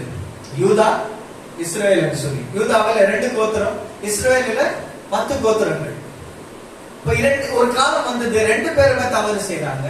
2 பேரும் தவறு செய்து அடிமைத்தனத்துக்குள்ள போறாங்க. யூதாவும் பெஞ்சமினும் பாபேலுக்கு அடிமைத்தனமாக போகிறது. மேல இருக்கிற 10 கோத்திரங்களும் பாபிலோனுக்கு அடிமைத்தனமாக போகிறது. மேல இருக்கிற 10 கோத்திரங்களும் எங்க அடிமையா போகுதுன்னா அசீரியாவுக்கு அடிமையா போகிறது. 2 பேருக்கு ஆண்டவர் டைம் குறிக்கிறார். யூதா கோத்திரத்துக்கு 70 வருஷம் சொல்லிட்டு டைம் குறிக்கிறார். உங்களுடைய அடிமைத்தனம் 70 வருஷம். 70 வருஷத்துக்கு பிறகு திரும்ப வருவீங்க. அதே போல தானியேல் ஜெபம் பண்றாரு, சிறையிருப்ப மாத்துறாங்க, திரும்ப அவங்க வந்து எருசலேம் தேவாலயத்தை கட்டுறாங்க. ஆனா மேல இருக்கிற அந்த 10 கோத்திரங்கள் இவங்க என்ன பண்றாங்க, சிதறி போகிறார்கள், தொலைந்து போகிறார்கள். ஆனா தொலைந்து போன கோத்திரங்கள் திரும்ப இன்றைய வரைக்கும் சேர்க்கப்படவில்லை. ஆனா தீர்க்க தரிசனம் என்ன சொல்லுதுன்னா, ஆண்டவர் இவர்களையும் கொண்டு வந்து சேர்ப்பார் என்று சொல்லி தீர்க்க தரிசனம் சொல்லப்படுகிறது. எப்ப நடக்கும்னா, மேசியாவின் காலத்துல, மேசியாவுடைய 2வது வருகையில ஆண்டவர் என்ன சொல்றாருன்னா, 2 திறத்தாரையும் ஒன்றாக்கின்னு பவுல் சொல்றாரு. 2 திறத்தார். இந்த 2 திறத்தார் யாருன்னு பாத்தீங்கன்னா, யூதாவும் தொலைந்து போன இந்த 10 கோத்திரங்கள். சோ இங்க 2 பேரையும் ஒன்றாக சேர்ப்பார் என்பது தீர்க்க தரிசனம். பின்வருகிற காலங்களில் இன்னும் நம்ம இஸ்ரவேலுடைய ஹிஸ்டரியை நம்ம பார்க்கும்போது இந்த காரியங்கள்லாம் நிறைய நம்மளால புரிஞ்சு கொள்ள முடியும். ஏன்னா இஸ்ரவேலுடைய ஹிஸ்டரியில பாத்தீங்கன்னா நடக்க போகிறதான சம்பவங்களுக்குரியதான தீர்க்க தரிசன திருஷ்டாந்தங்கள் அநேகமா இதுல வைக்கப்பட்டிருக்கும். ஓகே, இதெல்லாம் லைனா இந்த தோரா போர்ஷன்ல வந்துட்டே இருக்கு. என்ன வந்துட்டு இருக்குனாக்கா, யோசேப்புடைய கதை பத்தி வந்துட்டே இருக்கு. திடீர்னு ஒரு ஸ்விட்ச் ஓவர் வருது. திடீர்னு பாத்தீங்கன்னா யூதாவை பற்றி ஒரு சம்பவம் வருகிறது. யூதா போய் என்ன பண்றாரு, வேற ஒரு ஸ்திரீ, கானானிய ஸ்திரீயை போய் என்ன பண்றாரு, கல்யாணம் பண்ணிக்கிறார். நல்லா தெரியும், ஏசா கானானிய ஸ்திரீ கல்யாணம் பண்ண நிமித்தமாகத்தான் அந்த ஆசீர்வாதத்துக்கு தகுதி இல்லாமல் போனான் என்று சொல்லி தெரியும். அதே தவிர என்ன பண்றாரு, யூதா செய்யறாரு. யூதா தன்னுடைய சொந்த சகோதரனை விற்று போட்ட பிறகு அதுல இருந்து ஒரு டவுன் ஹில்லா யூதாவுடைய வாழ்க்கை அப்படியே கீழே சரிவாக கொஞ்சம் கொஞ்சமா கீழே இறங்கிட்டே வருது. விற்று போட்ட பிறகு, சகோதரன் விற்று போட்ட பிறகு என்ன பண்றாரு, அவனுடைய சகோதரனுடைய வஸ்திரத்தை கொண்டு வந்து ஆட்டினுடைய ரத்தத்துல நினைச்சு கொண்டு வந்து அப்பா கிட்ட, அப்பாவை ஏமாத்துறாரு. உன் பிள்ளை செத்து போயிட்டானா பாரு, இது உன் பிள்ளை வஸ்திரமா பாருன்னு அவங்க அப்பாவை ஏமாத்துறாரு. இதுல இருந்து யூதாவுடைய வாழ்க்கை பார்த்தா படிப்படியாக அப்படியே கீழே இறங்கி போகுது. போய் ஒரு கானான் தேசத்தினுடைய ஒரு ஸ்திரியை கல்யாணம் பண்ணிட்டு வரான். அவங்க வந்து பிள்ளை பிறகுது. ஒவ்வொரு பிள்ளையும் அப்படியே செத்து போகுது. கடைசியில வேற ஒரு ஸ்திரியை கல்யாணம் பண்ணி அது நிமித்தமாக ஒரு பிள்ளை பிறக்கிறது. அவனுக்கு தாமார் என்று சொல்லி ஒரு பெண்ணை கல்யாணம் பண்ணி கொடுக்குறாங்க. அந்த தாமார் மருமகள், சரி, பிள்ளைதான் வந்து காரண ஸ்திரீயின் நிமித்தமாக பிறந்தது.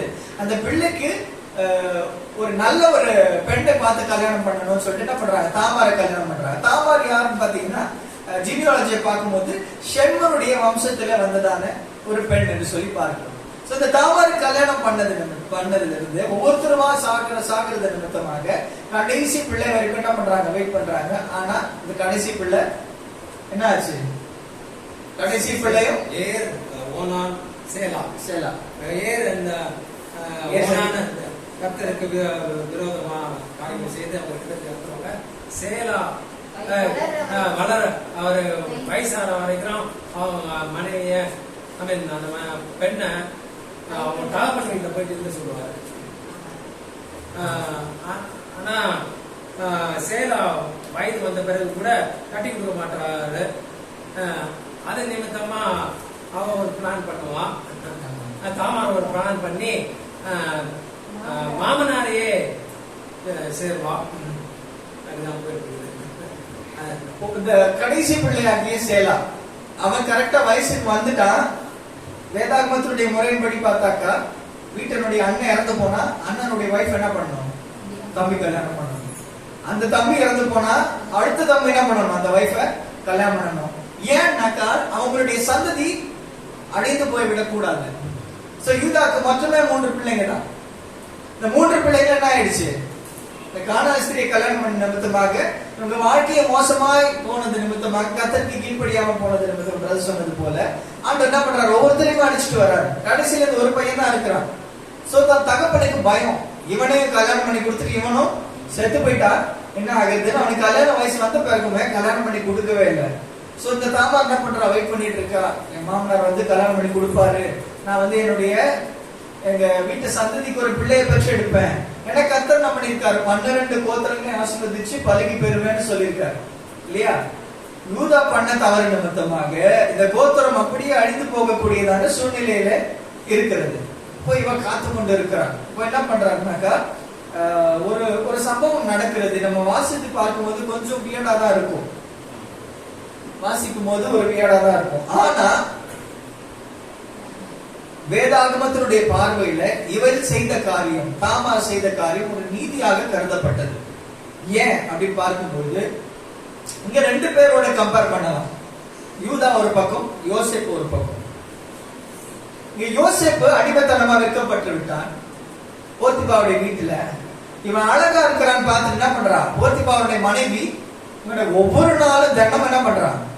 காசல் பண்ணிட்டு இருக்கான். ஒரு நாள்ல அதாவது அந்த நாளானது நைல் நதியினுடைய கடவுளை கொண்டாடக்கூடியதான ஒரு பெரிய ஒரு ஃபீஸ்ட். அப்ப எல்லாரும் வீட்டுல இருக்கவங்க எல்லாருமே கடந்து போயிட்டாங்க. இவன் அதுல போகல, இவன் மட்டும் வீட்டுல இருக்கிறான். இவளுக்கும் உடம்பு சரியில்லைன்னு சொல்லிட்டு என்ன பண்ணிட்டா? இவளுக்கும் அதுல போகல. இங்கே இருந்து அந்த நாள்ல இவனை வற்புறுத்தி இவனை எப்படியாவது என்ன பண்ணிருக்கோம்? தன்னுடைய இச்சைக்குள்ளாக கொண்டு வந்து விட வேண்டும் என்று சொல்லி என்ன பண்றான்? ரொம்ப இது பண்ணி அவன் என்ன பண்றான்? அந்த இடத்துல என்ன பண்றான்னா யோசேப்பு தன்னுடைய வஸ்திரத்தை விட்டுட்டு என்ன பண்ணிட்டான்? ஓடிட்டான். இங்க என்ன பார்க்கிறோம்னாக்கா யூதா என்ன பண்றான்? ஒரு பரஸ்திரியை தேடி போகிறான். 2 சகோதரருக்குள்ள டிஃபரன்ஸ் பாருங்க. ஒருத்தன் வந்து டெம்ப்டேஷனை பார்த்துட்டு வெளியே ஓடி வரான், இன்னொருத்தன் என்ன பண்றான்? டெம்ப்டேஷனை நோக்கி போகிறான். ஆனா அந்த நேரத்துல கூட ஆண்டவர் என்ன பண்றாரு? தன்னுடைய குடும்பத்தின் நிமித்தமாக யூதாவை பாதுகாக்கிறார். உன்னுடைய வித்து வேற எங்கேயும் போயிடக்கூடாதுன்னு சொல்லிட்டு நினைச்சு ஆண்டவர் என்ன பண்றாரு? இந்த தாமார் அங்க போய், தாமார் வந்து ஒரு பரஸ்திரியுடைய வேஷம், யாரை தேடி போறானோ அந்த பெண்ணுடைய வேஷத்துல என்ன பண்றான்? அங்க அமர்ந்திருந்து என்ன ஆகிறது? இவங்க 2 பேருக்கும் அந்த இடத்துல பிள்ளை உருவாகிறது. அதுக்கு என்ன பண்றான்னா எனக்கு கூலி கேட்கிறான். கூலி கொடுக்கறதுக்கு இவன் கையில ஒண்ணுமே இல்லை. அப்ப எனக்கு ஆதாரமா நீ என்ன பண்ணு? உன்னுடைய ஆரமும், உன்னுடைய கோலும், உன்னுடைய முத்திரை மோதிரம், இந்த 3 விஷயமா எனக்கு கொடு. இவன் கொடுக்கறதுக்கான ரீசன் என்ன? இந்த காரியத்தை கேட்கறதுக்கான ரீசன் என்ன? நம்ம பின்னாடி பார்த்தாதான் தெரியும். இத 3ஐயும் வாங்கிடுறான். வாங்கிட்ட பிறகு 3 மாதங்கள் கழிச்சு செய்தி வருது, யூதாவுக்கு செய்தி வருது. என்னன்னா உன்னுடைய மருமகள் தாமார் பிரெக்னண்டா இருக்கிறார். எப்படி பிரெக்னண்டா இருப்பா? நீ தான் உன் பிள்ளை இன்னும் தரவே இல்லையே. அப்ப என்ன பண்ணிட்டா? அவ போய் வேசித்தனம் பண்ணிட்டா அப்படின்னு இன்ஃபர்மேஷன் வந்து பயங்கரம் வருது. வேசித்தனம் பண்ணிட்டால, கூப்பிட்டு அவளை என்ன பண்ணலாம்? எரிச்சிடலாம், கொண்டுடலாம் அப்படின்னு சொல்லிட்டு. இவர் எப்படிப்பட்ட ஆளு? இதேதான் இவர் பண்ணிட்டு வந்தாரு. இதுக்கான தண்டனை முதல்ல இவருக்கு தான் கொடுத்துருக்கணும். ஆனா அது செய்யல. மருமகள் செய்து விட்டான்னு சொல்லிட்டு என்ன பண்றாரு? ரொம்ப ஆவசப்படுகிறார். அப்ப என்ன பண்றா? தாமார் நிதானமா இருந்து என்ன பண்றா? அந்த 3 விஷயத்தையும் அனுப்புகிறார். இந்த 3 விஷயத்தையும் பாருங்க, இது யாருதுன்னு சொல்லிட்டு பார்த்த உடனே தான் என்ன ஆயிடுச்சு? யூதாவுக்கு தூக்கி வேற போட்டுச்சு. ஐயோ, நம்ம பண்ண தப்ப கூட அந்த நேரத்துல கூட பப்ளிக்கா என்ன பண்ணல? தாமார் சொல்லல, நீ பண்ண தப்பு தான் அது, நீ வந்து என்ன கொளுத்தி போடுறன்னு சொல்றியான்னு சொல்லிட்டு சொல்லிருக்கலாம். அப்படி சொல்லல. மறைமுகமாக அவன் பண்ண தவறு என்ன பண்றான்? அவன் நீதியாக வெளிப்படுத்துகிறான். ஆனாலும் கூட இது நிமித்தமாக ஒரு நன்மையான காரியம் நடந்தது. என்னன்னா யூதாவுடைய சந்ததி அழிந்து போகவில்லை. தாமார் மூலமாக என்ன ஆகுது? அந்த யூதாவுடைய சந்ததி தொடர்ந்து வருகிறது. இயேசு கிறிஸ்து பிறக்கிறார், யூதாவுடைய சந்ததியெல்லாம் பிறக்கிறாரு. அந்த வழியில பாத்தீங்கன்னா, அந்த ஜீனியாலஜில பாத்தீங்கன்னா தாமாரும் ஒரு தாயாக இருக்கிறார். சோ தாமார் செய்த நீதி இதை காட்டிலும் இன்னும் பெரிய ஒரு நீதியா இருக்கிறது. என்ன அப்படின்னு பாத்தீங்கன்னா, நான் சொன்னேன் இல்லையா, யோசேப்பை விற்றதிலிருந்து யூதாவினுடைய வாழ்க்கை அப்படியே டவுன் ஹில்ல டிராவல் பண்ணி வருது. அப்படியே தவறு மேல தவறு பண்ணிட்டே போறான். ஆனா அந்த தவறுகள் எல்லாவற்றையும் சுட்டி காட்டுறது யாரு? ஒரு பெண். ஒரு பெண் என்ன பண்றான்? அதுவும் ரொம்ப கிளவரா அவனை ஹர்ட் பண்ணாதபடி நீ பண்ண தவறு என்னன்றதை ரியலைஸ் பண்ணிக்கோ அப்படின்றாரு. நல்லா கவனிங்க, அந்த வசனத்தை பார்க்கும்போது அந்த வசனம் எடுத்து வாசிங்க.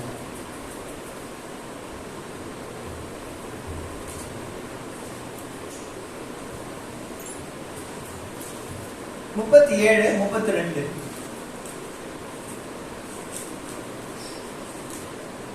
அது 37, 32.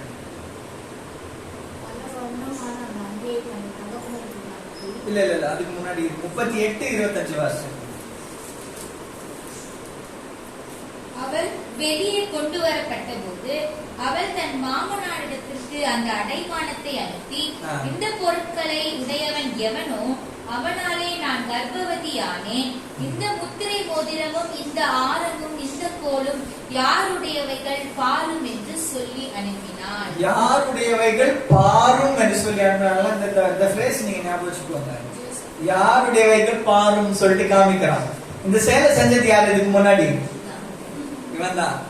37ஆம் அதிகாரம் 32ஆம் வசனம். நீ எப்படி உன்னுடைய தகப்பனை நீ ஏமாத்துறியோ அதே சூழ்நிலை இன்னைக்கு உனக்கே வந்திருக்கு. 37, 32 வாசிங்க. பல வருணமான அந்த அங்கியை தங்கள் தகப்பனிடத்திற்கு அனுப்பி, இதை நாங்கள் கண்டெடுத்தோம், இது உம்முடைய குமாரன் அங்கியோ அல்லவோ பாரும் என்று சொல்ல. இதே பிளேஸ் அவங்க யூஸ் பண்ணிருக்காங்க. உம்முடைய குமாரன் அங்கியோ இல்லையோ பாரும் அப்படின்னு சொல்லிட்டு அங்க யூஸ் பண்ணிருக்காங்க. நீ என்ன ஏமாத்துறியோ, எந்த காரியத்தை செய்தியோ, அந்த பாவம் தான் இன்றைக்கு உன்னை இந்த இடத்துல கொண்டு வந்து நிறுத்தி இருக்கிறதுன்ற ஒரு ரிமைண்டர் யார் கொண்டு வருதுங்க?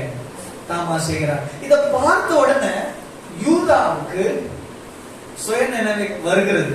அவனுடைய தவறு என்ன பண்றான்? ரியலைஸ் பண்ணுகிறான். அப்ப என்ன பண்றான்? யூதா சொல்லுகிறான். என்ன வசனம் என்ன சொல்றான் பாருங்க. யூதா அவைகளை பார்த்தறிந்து, என்னிலும் அவள் நீதி உள்ளவள், அவளை என் குமாரனாகிய சேலாவுக்கு கொடாமற் போனேன் என்றான். என்னிலும் அவள் நீதி உள்ளவள். என்னிலும்னா இவருக்கு இங்கே நீதியே கிடையாது. ஆனா உண்மையாகவே அவள் தான் நீதிமான் என்று சொல்லி இவளுக்கு நான் என்னுடைய குமாரனை கொடாமல் போனேன்னு சொல்லி தன்னுடைய தவறை ரியலைஸ் பண்றான். அது மாத்திரம் கிடையாது, யூதா தன்னுடைய எல்லா தவறுகளையும் ரியலைஸ் பண்ணுகிறார். பண்ணது நிமித்தமாக தான் பிற்காலத்தில் அடுத்த நம்ம தோரா பகுதியில வரும்போது ஒரு செயலை செய்கிறார் யூதா. அது நிமித்தமாக ஆண்டவர் யூதாவுடைய எல்லா தவறுகளையும் மன்னித்து யூதாவுக்கு ஒரு பெரிய ஒரு கிஃப்ட் ரெஸ்டோர் பண்றார். என்னன்னா, உன்னுடைய சந்ததியில என்ன பண்ணுவாங்க?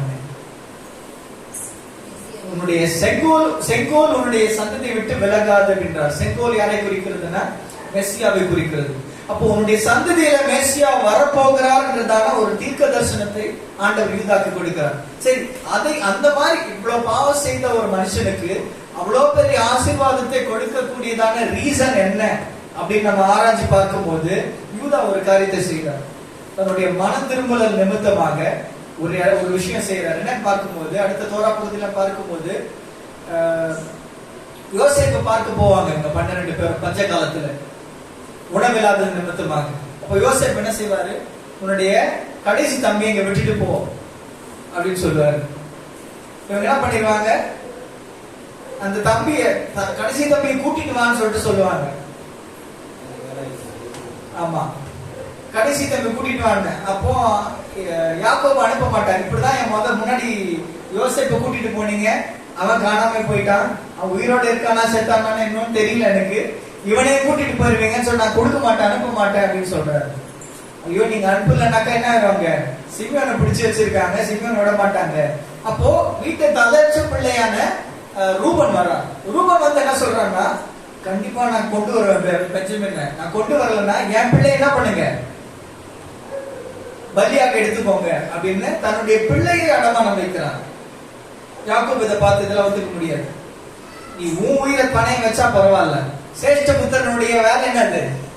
தன்னுடைய ஜீவனையும் பணையம் வைத்து தன்னுடைய வீட்டாரை பாதுகாப்பதுதான் சேஷ்ட புத்திரனுடைய வேலை.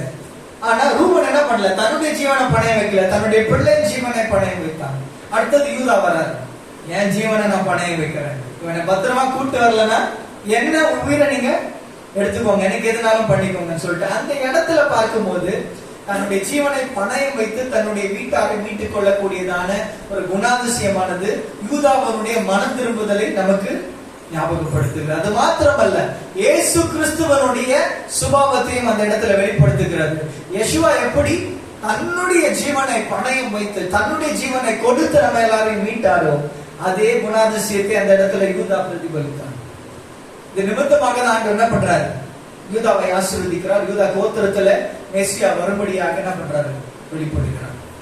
இதுக்கான அர்த்தம் என்னன்னு பார்க்கும்போது, நம்ம எவ்வளவு பெரிய பாவம் இந்த உலகத்துல செய்தாலும் பரவாயில்லை, வாழ்க்கையில நிறைய தவறுகளை செய்திருக்கிறோம்.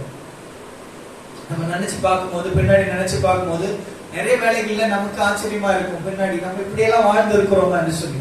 ஆனா ஆண்டவருக்கு அதெல்லாம் மாற்றே கிடையாது. இன்றைக்கு நம்ம நிறைய காரியங்கள் இழந்திருக்கிறோம். அதுக்கான ரீசன் என்னன்னு பாத்தீங்கன்னா நம்முடைய தவறுகள் நிமித்தமாக தான். ஆனா ஆண்டவருக்கு அதெல்லாம் பெரிய விஷயமே கிடையாது. இன்றைக்கு நீ மனம் திரும்புகிறாய், இன்றைக்கு உன்னுடைய வழிகள் வித்தியாசப்படுகிறதா, இன்றைக்கு நீ கரெக்டான பாதையை சூஸ் பண்றியா ஆண்டவர் பார்க்கிறார். எப்போ ஒரு மனுஷன் எவ்வளவு பாவம் செய்தாலும் மனம் திரும்பினால், எப்ப அவனுக்குள்ள ஒரு டெஷுவா வரும்போது, ஒரு மனம் திரும்புதல் வரும்பொழுது, கர்த்தர் எல்லாத்தையும் இக்னோர் பண்ணிடுறாரு, எல்லா பாவத்தையும் தூக்கி கடல் நாடத்துல போட்டுறாரு. மனம் திரும்புதல் நிமித்தமாக உனக்கும் உன்னுடைய சந்ததிக்கும் கர்த்தர் பெரிய ஆசீர்வாதங்களை வைத்திருக்கிறார். இந்த ஒரு சத்தியம் இன்றைக்கு நமக்கும் அப்ளிகபிளா இருக்கக்கூடியதா இருக்கிறது. இன்றைக்கு கர்த்தருடைய வார்த்தை நமக்கு நேராக வரும்பொழுது, நம் மனம் திரும்பும் பொழுது கர்த்தர் என்ன பண்றாரு? பழைய காரியங்கள் எல்லாத்தையும் ஆண்டு என்ன பண்ணிடுறாரு? இக்னோர் பண்ணிடுறாரு. இன்னைக்கு நீ மனம் திரும்புறியா, இன்னைக்கு ஒப்பு கொடுக்கறியா, இன்னைக்கு ஒரு கரெக்டான ட்ராக்குள்ள வந்துடுறியா, கர்த்தர் என்ன பண்றாரு? உன்னுடைய வாழ்க்கையை தன்னுடைய கையில ஏந்தி கொண்டு ஒரு ஆசீர்வாதமான ஒரு வாழ்க்கையாக கர்த்தர் என்ன பண்றாரு? மாற்றுகிறவராய் இருக்கிறார்.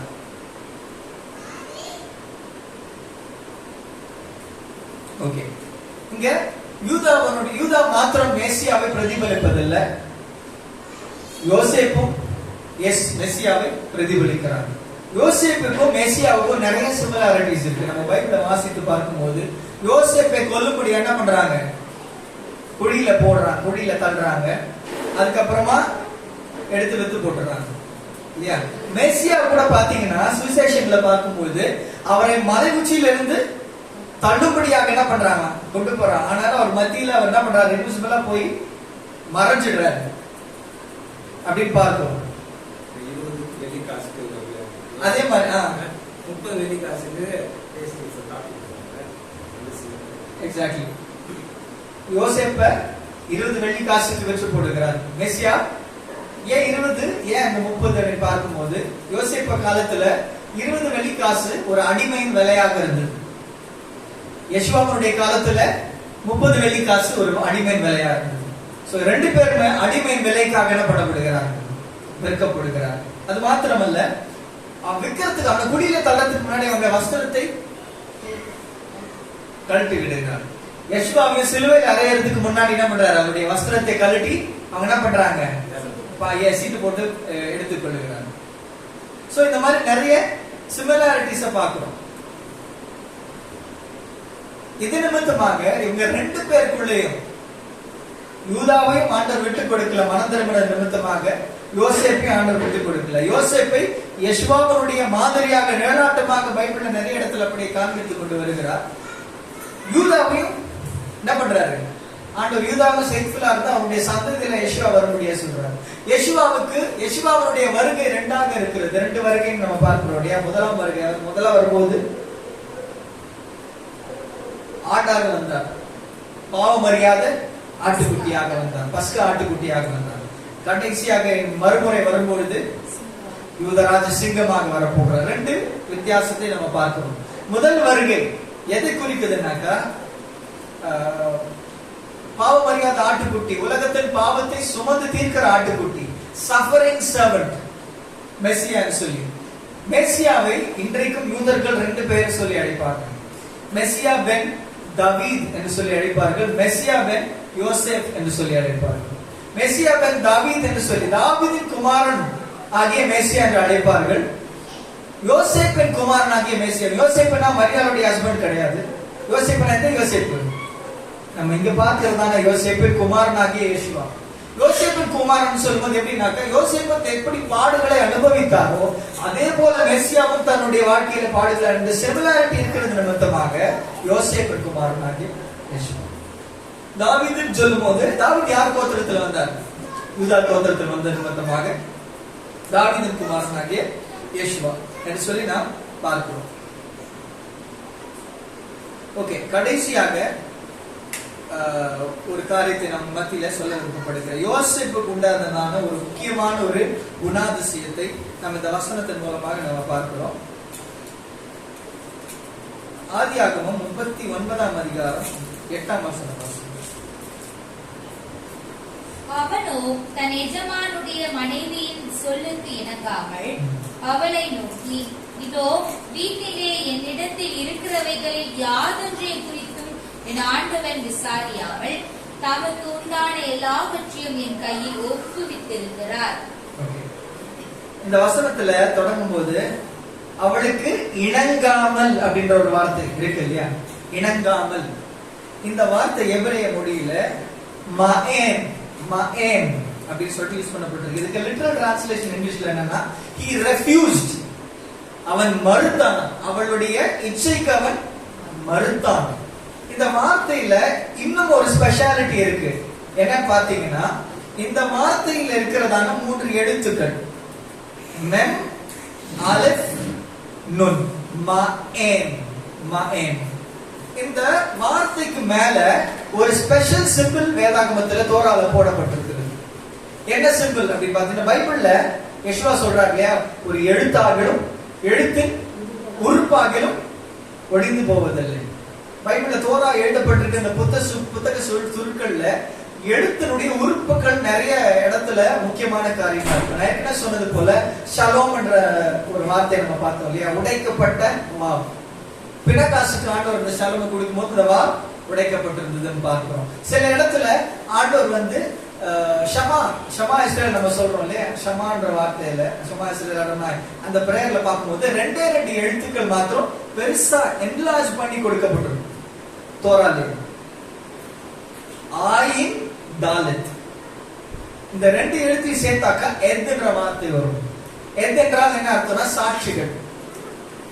இயேசு கிறிஸ்து சீஷர்களை வெளியே அனுப்பும் போது உலகத்தின் முடிவறிந்தும் நீங்களுக்கு சாட்சிகளா இருப்பீர்கள். அதனால்தான் இன்னைக்கு உலகம் முழுவதுமா இந்த ஒரு பெரிய ஒரு பிரேயர், ஷமான்றதான் ஒரு பிரேயர் மெயினான. இந்த ஷமாக்குள்ள என்ன இருக்குன்னா, கர்த்தருக்காக வாழக்கூடிய சாட்சின்றதான ஒரு வார்த்தை. இந்த மாதிரி பைபிள்ல நிறைய எழுத்துக்கள்ல நிறைய வார்த்தைகள் உள்ள எழுத்துக்கள் மிகைப்படுத்தியோ அல்லது சிறிதாக்கியோ இல்லைன்னா அதுக்கு மேல ஏதாவது குறியீடுகள் வச்சோ மென்ஷன் பண்ணப்பட்டிருக்கும். அதெல்லாம் மிகவும் நம்ம கவனிக்க கூடியதான வார்த்தைகள் என்று சொல்லி நமக்கு கர்த்தர் அந்த இடத்துல எழுதி வைத்திருக்கிறார். ஒரு இடத்துல பார்க்கும்போது மோசே சொல்றார், எப்போலாம் இஸ்ரேல் ஜனங்க கிளம்பி பாளையத்திலிருந்து கிளம்பி போகும்போது ஒரு பிரேயர் பண்ணுவாரு.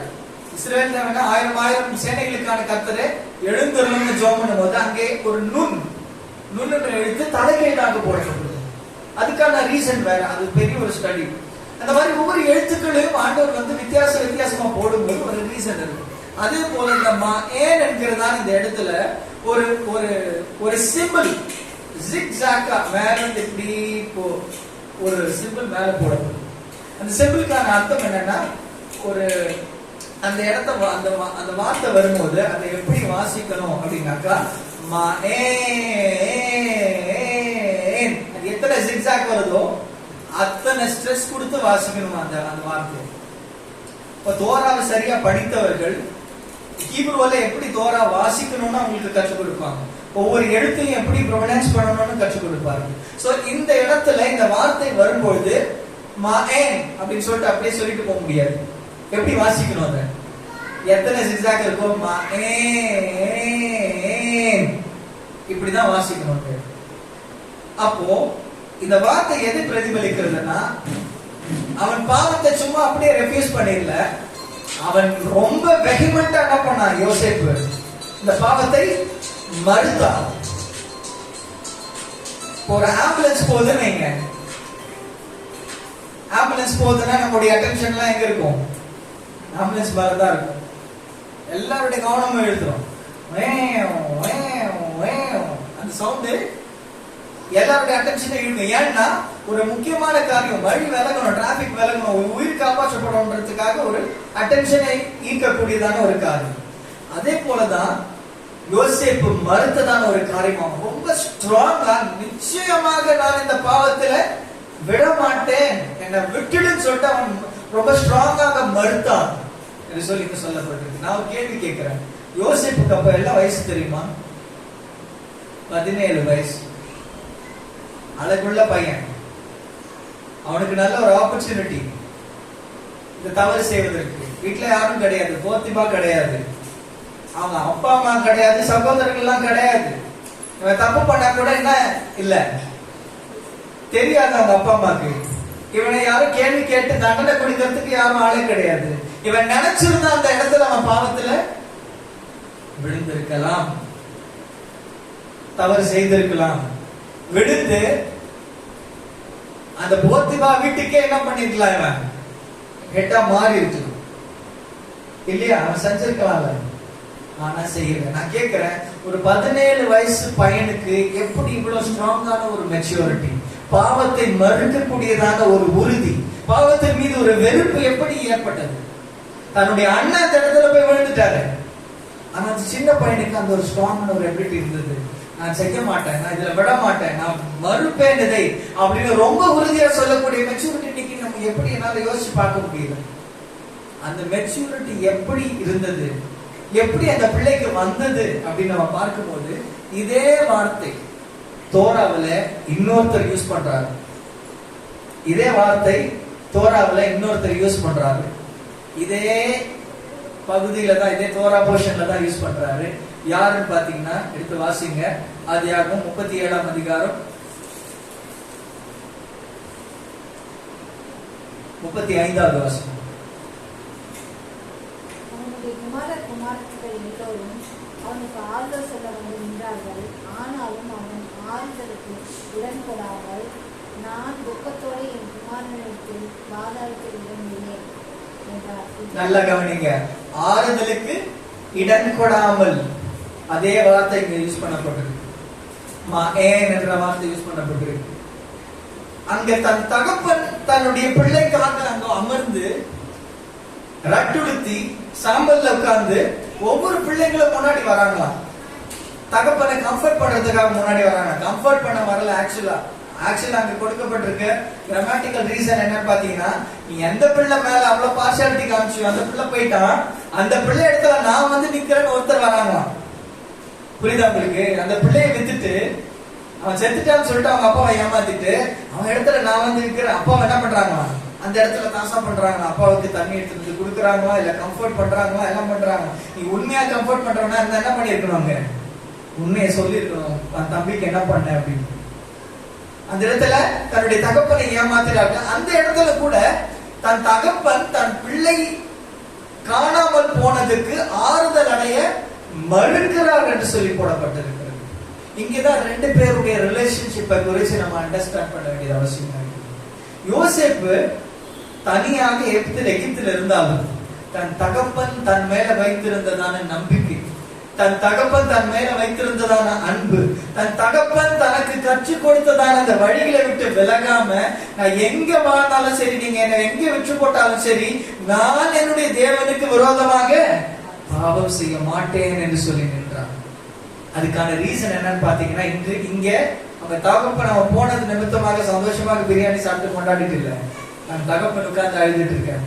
இன்றைக்கு தேவ பிள்ளைகளே, ஆண்டவர் நம்மையும் கூட இந்த உலகமாகிய எகிப்தினுடைய பாரோன் வீட்டுல அடிமையாக வெற்றி போட்டு இருந்தாலும், நீங்க இந்த உலகத்தினுடைய பாவ வாழ்க்கையில இருந்தாலும், பாவம் செய்யறதுக்கு நமக்கு ஒவ்வொரு நாளும் போர்த்திபாவுடைய மனைவியை போல இந்த உலகத்தினுடைய காரியங்கள் ஒவ்வொரு நாளும் நம்ம டெம்ப்டேஷனுக்குள்ளாக கொண்டு வந்திருந்தாலும், இச்சைக்குள்ளாக தள்ள ஒவ்வொரு நாளும் பர்சிஸ்டன்டா சொல்லிட்டு நம்ம பாவத்தை கொண்டு வந்து மொபைல் மூலமாகவோ கம்ப்யூட்டர் மூலமாகவோ மற்ற காரியங்கள் மூலமாகவோ இச்சையில தள்ளக்கூடியதான நமக்கு இந்த உலகம் டெம்ப்டேஷனுக்குள்ளாக தள்ளி கொண்டிருந்தாலும், யோசேப்பு மைண்ட்ல ஒரே ஒரு காரியம் இருந்தது, எனக்காக அந்த என்னுடைய தகப்பனுங்க என்னை விட்டு கொடுக்க மாட்டார், அதனால நான் என்ன பண்ண மாட்டேன், விட்டு கொடுக்க மாட்டேன். இன்றைக்கு நாமும் இந்த உலகத்துல ஒவ்வொரு முறை நம்ம டெம்ப்டேஷனை ஃபேஸ் பண்ணும் போதும் நம்முடைய யெஷுவா பரலோகத்துல உட்கார்ந்து இதே போல இதே யாக்கோபை போல என் பிள்ளைய நான் விட்டு கொடுக்க மாட்டேன் என்று சொல்லி நமக்காக பிதாவுடைய சமூகத்துல வாக்கு கலங்காத பெருமூச்சுகளோடு அழுது விண்ணப்பம் பண்ணி கொண்டிருக்கிறார். என் பிள்ளைய விட்டுறாதீங்க ஆண்டவரே, இவன் இந்த டெம்ப்டேஷனை தாண்டி வருவான், இவனுக்கு இன்னொரு வருஷம் கொடுங்க, இவனுக்கு இன்னொரு வருஷம் கொடுங்க, இவனுக்கு இவனை விட்டுறாதீங்கன்னு சொல்லிட்டு ஒவ்வொரு முறையும் நம்ம பாவத்தை ஃபேஸ் பண்ணும்போது யெஷுவா நமக்காக பரலோகத்துல நின்று நமக்காக விடாப்பிடியாக மன்றாடி கொண்டிருக்கிறார். இந்த உலகத்துல நாம் வாழ்கிற வாழ்க்கை முழுவதுமா நம்ம மைண்ட்ல ஒரே ஒரு காரியம் தான் இருக்கும், நமக்காக அவர் வேண்டுறார் இல்லையா, அவரை நம்ம இந்த உலகத்துல விட்டு கொடுக்க கூடாது. என்ன காரணமா இருந்தாலும் சரி, என்ன சூழ்நிலையா இருந்தாலும் சரி, எப்பேற்பட்ட பாவம் நம்மை தள்ளக்கூடியதான சூழ்நிலைகள் வந்தாலும் சரி, எனக்காக ஒருத்தர் நின்று கொண்டிருக்கிறார், பரலோகத்துல என் பேரை சொல்லி கொண்டிருக்கிறார் பிதா கிட்ட, அவர் நிமித்தமாக அவரை நான் வெட்கப்பட விடக்கூடாதுன்ற ஒரே ஒரு தாட் இன்றைக்கு நமக்கு இருந்தா போதும், ஈஸியா பாவத்தை என்ன பண்ணிடலாம், நம்ம ஜெயித்து விடலாம். அருமையான தம்பி தங்கச்சி, நான் சொல்லக்கூடிய ஒரே ஒரு காரியம் தான், டெம்ப்டேஷன் வருதா, அப்படிப்பட்ட சூழ்நிலைகள் வருதா, அப்படிப்பட்ட காரியங்கள் நம்ம எதிர்க்கக்கூடியதான காரியங்கள், ஒரே காரியத்தை மறுபடியும் விழுந்து விழுந்து விழுந்து நம்ம ஏற்றுக்கொண்டு இருக்கிறோமா, ஒரே ஒரு காரியத்தை மாத்திரம் நம்ம நினைச்சா போதும் அந்த பாவத்தை ஈஸியா மேற்கொள்ள முடியும். அந்த நேரத்துல ஒரே ஒரு விஷயம் மட்டும் நம்ம மைண்ட்ல வரணும், எனக்காக ஒருத்தர் அங்க என்ன பண்ணிட்டு இருக்காரு, உட்கார்ந்து அழுது கொண்டு இருக்கிறார், பெருமூச்சியோட விண்ணப்பம் பண்ணி கொண்டு இருக்காரு, என்ன நான் விட்டு கொடுக்க மாட்டேன்னு சொல்லிட்டு அங்க உட்கார்ந்துட்டு இருக்காரு. அந்த அன்பு நம்ம எல்லா பாவத்தையும் மேற்கொள்ளக்கூடியதான பலத்தை கொடுக்கும். இந்த உலகத்துல வரக்கூடியதான எல்லா எதிர்ப்புகளையும் மேற்கொள்ளக்கூடியதான பலத்தை கொடுக்கும். நம்ம பாரோன் வீட்டில் நம்ம விட்டு போட்டாலும் சரி, போத்துவா வீட்டுல விட்டு போட்டாலும் சரி, சிறைச்சாலையில நம்ம கொண்டு வந்து தள்ளி போட்டாலும் சரி, எங்க போட்டாலும் சரி, அந்த அன்பு, கிறிஸ்துவனுடைய அன்பு, யெஷுவாவுடைய அன்பு மாத்திரமே இந்த உலகத்துல நமக்கு பலத்தை கொடுக்கக்கூடியதான ஒரு காரியமா இருக்கிறது. யெஷுவா சொல்றார், இந்த உலகத்துல உங்களுக்கு உபத்திரவம் உண்டு, ஆனாலும் திடன் கொள்ளுங்கள், நான் உலகத்தை ஜெயித்தேன். ஜெயித்தது மாத்திரமல்ல, உங்களுக்காக ஒவ்வொரு நாளும் நான் வேண்டிக் கொண்டிருக்கிறேன், உங்களுக்காக ஒவ்வொரு நாளும் ஜெபித்துக் கொண்டிருக்கிறேன். நம்ம நினைக்கலாம் ஒருவேளை நம்ம பிரச்சனைகள் யாருக்கும் தெரியாது, என்னை யாரும் புரிந்து கொள்ளவில்லை, என்னை யாரும் அண்டர்ஸ்டாண்ட் பண்ணல, எனக்காக யாரும் இல்லை, எனக்காக நிக்கிறதுக்கு யாரும் இல்லைன்னு சொல்லிட்டு நிறைய வேளையில நினைக்கலாம். ஆனா உனக்காகவும் எனக்காகவும் இன்றைக்கு ஒருவர் நின்று கொண்டிருக்கிறார், அவர் ரெஃப்யூஸ் பண்ணி கொண்டிருக்கிறார். சாதாரணமா இல்ல, சொல்லி ரெஃப்யூஸ் பண்ணி கொண்டிருக்கிறார். அதுக்கான அர்த்தம் என்னன்னா, நான் என் பிள்ளைய விட்டு கொடுக்க மாட்டேன், எந்த காரணத்துக்கு கொண்டும் எந்த காரியத்துக்காகவும் நான் என் பிள்ளையை விட்டு கொடுக்க மாட்டேன். அவ்வளவு அன்பு யெஷுவா நம்ம மேல வைத்திருக்கிறார். அவ்வளவு அன்பு நம்மால இமேஜின் பண்ண முடியாத அன்பு. நீங்க எப்பப்பெல்லாம் தனியா இருக்கிறேன்னு நினைக்கிறீங்களோ இந்த ஒரு காரியத்தை ஞாபகப்படுத்துங்க, யெஷுவா நம்மை ஒருபோதும் விட்டு கொடுப்பதில்லை. நம்ம மேல அவ்வளோ விருப்பம் வச்சிருக்கிறார், அவ்வளவு அன்பு வச்சிருக்கிறார். நம்ம எல்லாம் ஸ்பெஷலுங்க. யோசிச்சு பாருங்க, தெருவில் நிறைய பேர் சுத்துறாங்க, அவங்களுக்குலாம் யெஷுவானா யாருன்னு தெரியாது. அவங்களை காட்டுற நீங்க விசேஷித்தவர்களா இல்லையா? நெக்ஸ்ட் ஒரு செய்தி நம்ம கேட்டோம், ஒரு பாடகி பேர் என்னது,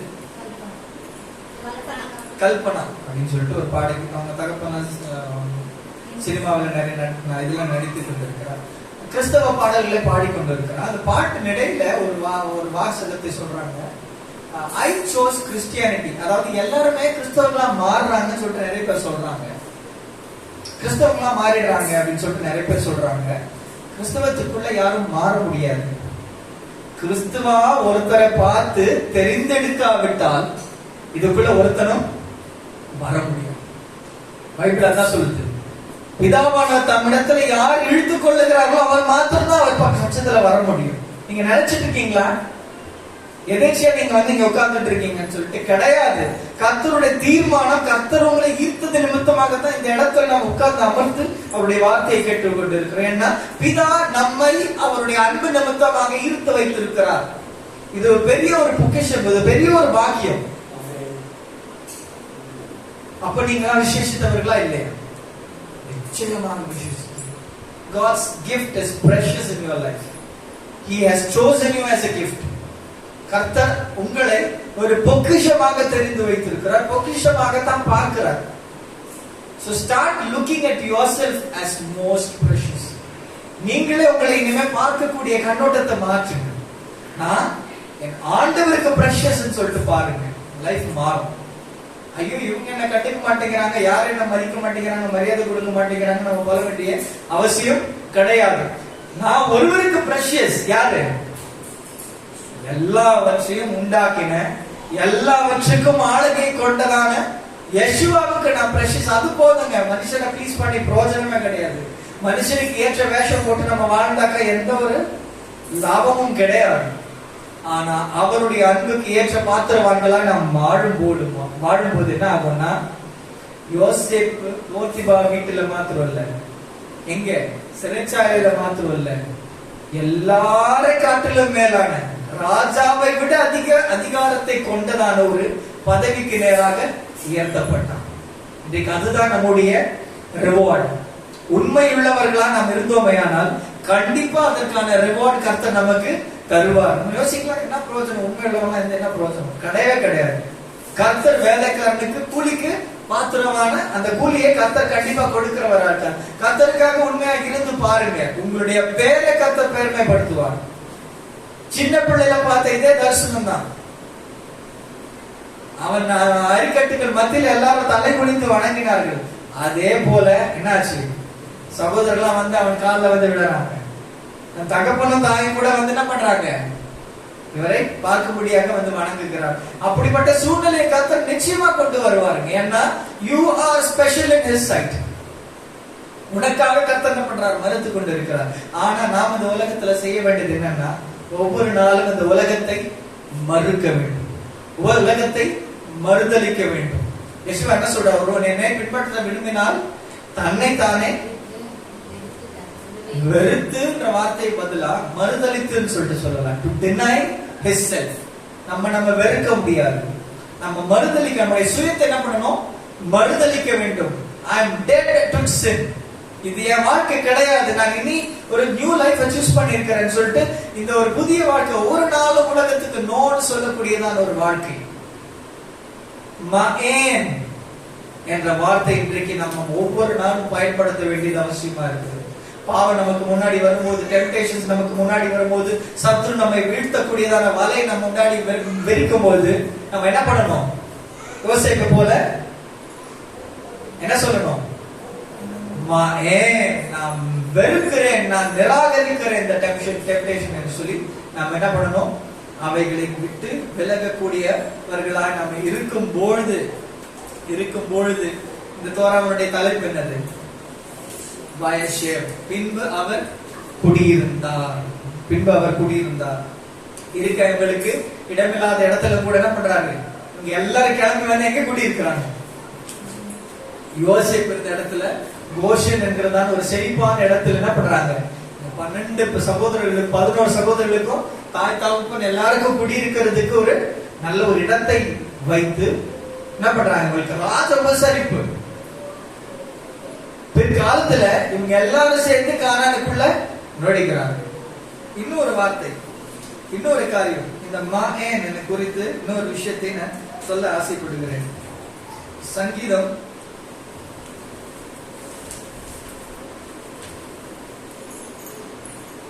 81:6. அவன் தோலை சுமைக்கு விலக்கினேன், அவன் கைகள் கூடைக்கு நீங்கலாம். 81:6. சங்கீதம் 81:6. அவன் தோலை சுமைக்கு விலக்கினேன், அவன் கைகள் கூடைக்கு நீங்கலாம். யோசேப்புன்ற வார்த்தை எங்க வரும், நாம் அறியாத பாஷையை கேட்க எகிப்து தேசத்தை விட்டு புறப்படுகையில் இதை யோசேப்பிலே சாட்சியாக இருந்தார். ஓகே, யோசேப்பு சாட்சியாக ஏற்படுத்தினார். யோசேப்பனுடைய சாட்சியாக நாம் அறியாத தேசத்துல பாஷையை கேட்க எகிப்து தேசத்தை விட்டு புறப்படுகையில் இதை யோசேப்பிலே சாட்சியாக ஏற்படுத்தினார். யோசேப்பிலே சாட்சியாக. இந்த இடத்துல யோசேப்புன்ற வார்த்தை யூஸ் பண்ணும்போது வித்தியாசமாக யூஸ் பண்ணப்பட்டிருக்கு. யோசேப்புன்றதான இந்த இடத்துல இந்த வார்த்தை யூஸ் பண்ணப்படும் போது, யோசேப்புன்ற இடத்தை மென்ஷன் பண்ணும்போது இங்க மத்த இடத்துல மென்ஷன் பண்ற மாதிரி இல்ல, இங்க ஒரு ஹே என்ற வார்த்தை ஆட் பண்ணப்பட்டிருக்கு. யோசேப் என்ற வார்த்தையில ஹே என்ற ஒரு எழுத்து ஆட் பண்ணப்பட்டிருக்கு. ஹே என்ற ஒரு எழுத்து ஆட் பண்ணப்பட்டதுக்கு முன்னாடி நம்ம பார்த்தோம், ஞாபகம் இருக்கா? யாரோட பேர்ல ஆண்டவர் ஹே ஆட் பண்றாரு? ஆபிராம் என்ற பேர்ல ஆபிரகாம் ஹே என்ற எழுத்து ஆட் பண்றாரு. சாராய் என்ற பேர்ல சாரா ஹே ஆட் பண்றாரு. ஆட் பண்றது நிமித்தமா அவங்களுடைய குணாதிசயங்கள் மாறுகிறது, ஒரு ரிவார்டாக ஆண்டவர் பண்றாரு. அதே போல யோசேப்பு செய்த இந்த ஒரு காரியத்தின் நிமித்தமாக, யோசேப்பு உலகத்தை பாவத்தை மறுத்தது நிமித்தமாக, தன்னுடைய தகப்பனாக யாக்கோபுக்கும் தன்னுடைய ஆண்டவராகிய கர்த்தருக்கும் உண்மையா இருந்த நிமித்தமாக கர்த்தர் யோசேப்பு என்ன பண்றாரு? தன்னுடைய நாமத்தை கொண்டு என்ன பண்றாரு? ரிவார்ட் பண்றாரு. அவருடைய நாமத்தில் இருக்கக்கூடிய ஒரு எழுத்து யோத் ஹே வாவ் ஹே, கர்த்தருடைய நாமத்தில் இருக்கக்கூடிய ரெண்டு பிரதான எழுத்து. இந்த எழுத்தை தன்னுடைய பேரை நம்முடைய பேரோடு கூட அட்டாச் பண்றாரு. அது மாத்திரமல்ல, சங்கீதம் 114:3 வாசிங்க.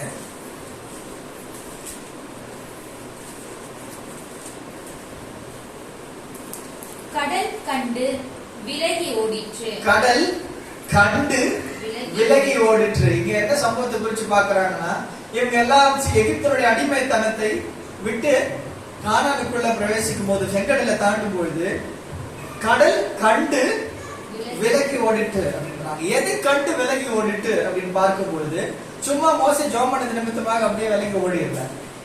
ரபிமார்கள் என்ன சொல்றாங்கன்னா, யோசேப்புடைய எலும்புகளை மோசே அங்கே கொண்டு வரும்பொழுது கடல் கண்டு விலகி ஓடிற்று அப்படின்னு சொல்றாங்க. ஏன்னா, நீ எப்ப பாவத்தை கண்டு விலகி ஓடும் பொழுது, இந்த உலகத்தினுடைய பாவத்தை கண்டு நீ விலகி ஓடும்போது, இந்த உலகம் உனக்கு மரியாதை கொடுத்து நீ வரும்போது இந்த உலகம் உனக்கு என்ன பண்ணும்? விலகி ஓடும். இயற்கையும் உனக்கு என்ன பண்ணும்?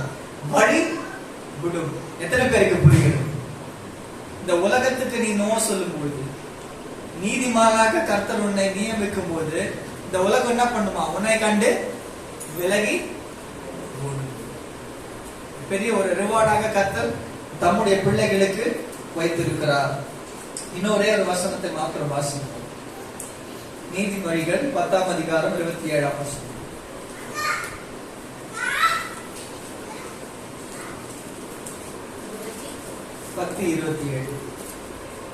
கர்த்தருக்கு பயப்படுதல் ஆயுசு நாட்களை பெருக்க பண்ணும், துன்மார்க்கருடைய வருஷங்களோ குறுகி போகும். கர்த்தருக்கு பயப்படுதல் ஆயுசு நாட்களை பெருக்க பண்ணும். அப்படின்னா கர்த்தருக்கு பயப்படுகிறவர்கள் தான் இந்த பூமியினுடைய பவுண்டேஷன்ஸா இருக்கிறார். பூமியினுடைய அஸ்திவாரமே இன்றைக்கு யார் மூலமா நின்று கொண்டிருக்கிறதுன்னு பார்க்கும்போது, கர்த்தருக்கு பயப்படுகிற பிள்ளைகள் நிமித்தமாகத்தான்.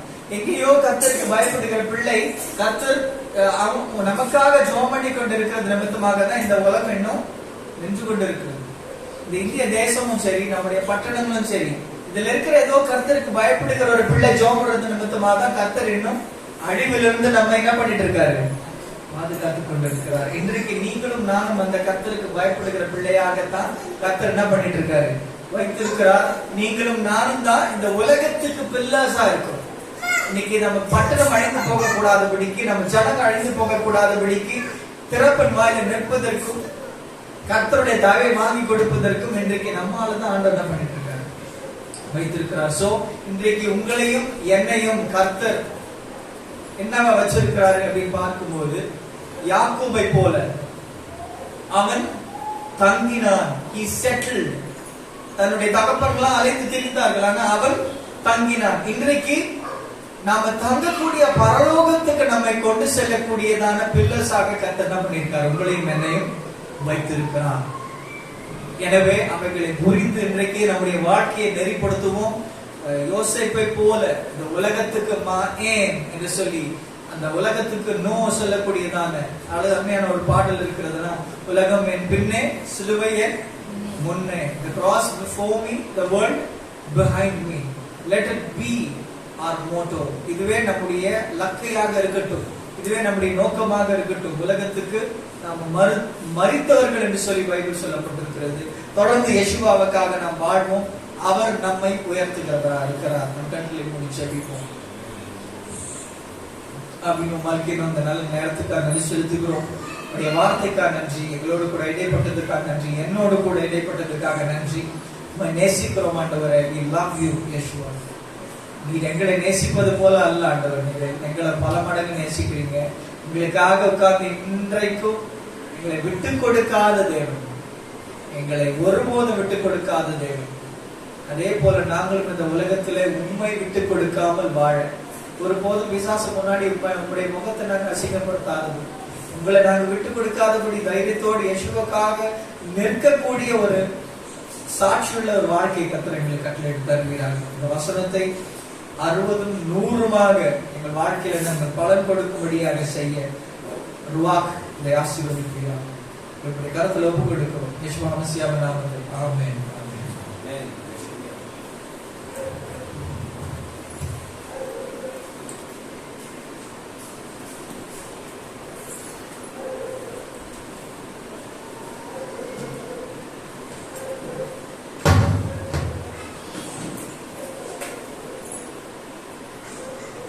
ஹல்லேலூயா. தேவனுடைய நாமம் மகிமைப்படுவதாக. கர்த்தருடைய வார்த்தையை நாம் நாளிலே தியானித்தோம். கர்த்தருடைய வார்த்தை தியானித்தபடியாகவே நாம் இந்த வேளையில அந்த தியானத்தோடு கூட எப்படி ஆபிரகாம், ஈசாக்கு, யாக்கோபு, யோசேப்பு, நோவா இப்படிப்பட்ட நம்முடைய பரிசுத்தவான்கள், வேதத்தில் சொல்லப்படுகிற பரிசுத்தவான்கள் அவர்களாகவே தேவனிடத்திலே தானாக ஒப்பு கொடுத்து இது போல நாமும் நம்மை ஒப்பு கொடுக்க வேண்டும். ஹல்லேலூயா. அவருடைய பிரசன்னம் நம்மை ஆளும்படியாக, அவருடைய சித்தம் மாத்திரமே நாம் செய்யும்படியாக நாம் ஒப்பு கொடுக்க வேண்டும். நம்முடைய வார்த்தைகளை தியானித்தது கூட யெஷுவா ஹமஷியா நமக்காக பரிந்து பேசிக்கொண்டு இருக்கிறவராக இருக்கிறார். நம்மை ஒருபோதும் விட்டு கொடுக்காதவராக இருக்கிறார். அவரை நாம் விட்டு கொடுக்காமல் இதுவரை நாம் எழுந்திருந்து கர்த்தரை நோக்கி, ஆண்டவரே இதோ இந்த நாளிலே நானாகவே நாங்கள் வந்திருக்கிறோம், உம்முடைய பிரசன்னத்திலே நாங்கள் வந்து நிற்கிறோம், எங்களுடைய உம்முடைய ராஜ்யத்திலே சேர்த்து கொள்ளும்படியாக விண்ணப்பத்தை ஏறெடுக்கிறோம் என்று நாம் இருதயம் திறக்கப்பட்டவர்களாக தேவனோடு கூட நாம் பேசுகிறவர்களாக, ஆண்டவரே இதோ நாங்கள் எங்களை உம்முடைய சமூகத்திலே ஒப்பு கொடுக்கிறோம், நீர் மாத்திரமே எங்களை ஆட்கொள்ளும்படியாக ஒப்பு கொடுக்கிறோம். ஆண்டவரே இதோ எங்களை தகன பலிகளாக சமூகத்திலே ஒப்பு கொடுக்கிறோம். ஆண்டவரே ஹல்லேலூயா. பிரசன்னத்தினால் எங்களை திறக்குங்க ஆண்டவரே.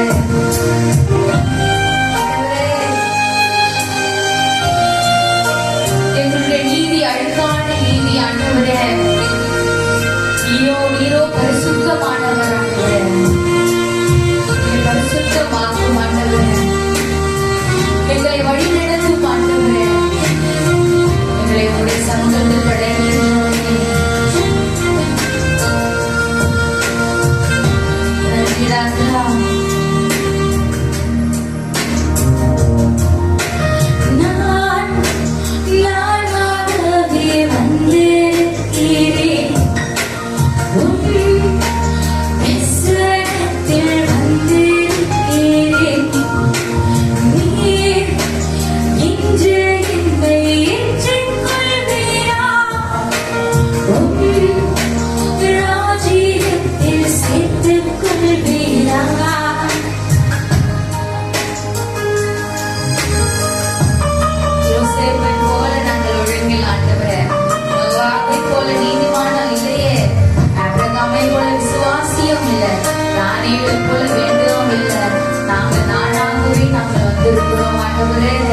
எங்களை நீர் ஆசீர்வதித்து பயன்படுத்துவீராக.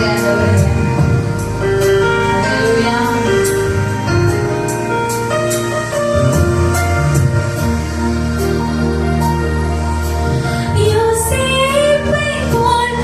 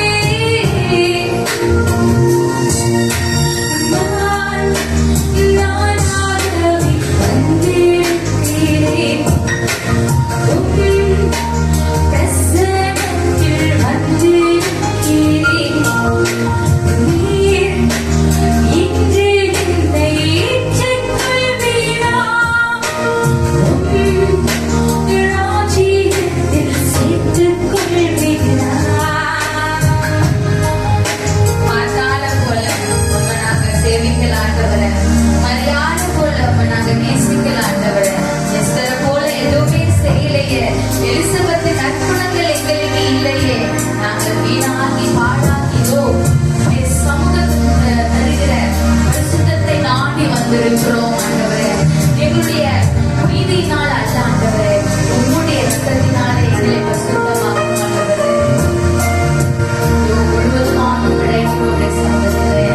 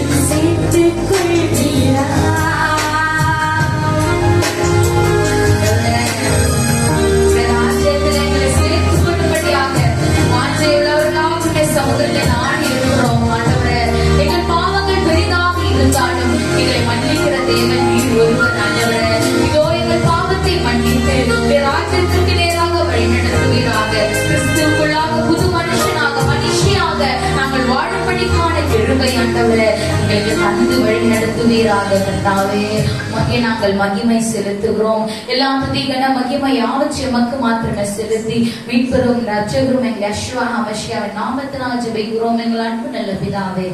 ஆமென். எல்லாரும் சேர்ந்து ஆத்துமாவே கர்த்தரை ஸ்தோத்திரி, என் முழு உலகமே கர்த்தரின் பரிசுத்த நாமத்தை ஸ்தோத்திரி. என் ஆத்துமாவே கர்த்தரை ஸ்தோத்திரி, கர்த்தர் செய்த சகல உபகாரங்களையும் மறவாதே. ஆமென்.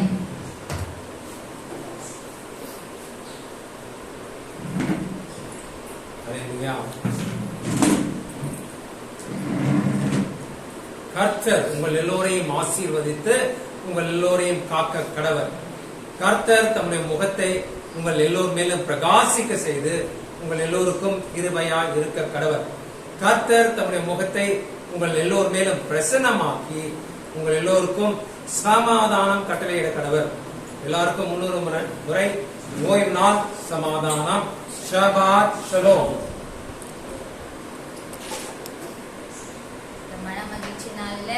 ஒருவருக்கொருவர் மனம் மகிழ்ச்சியோடு ஷபாத் ஷலோம், ஷபாத் ஷலோம்.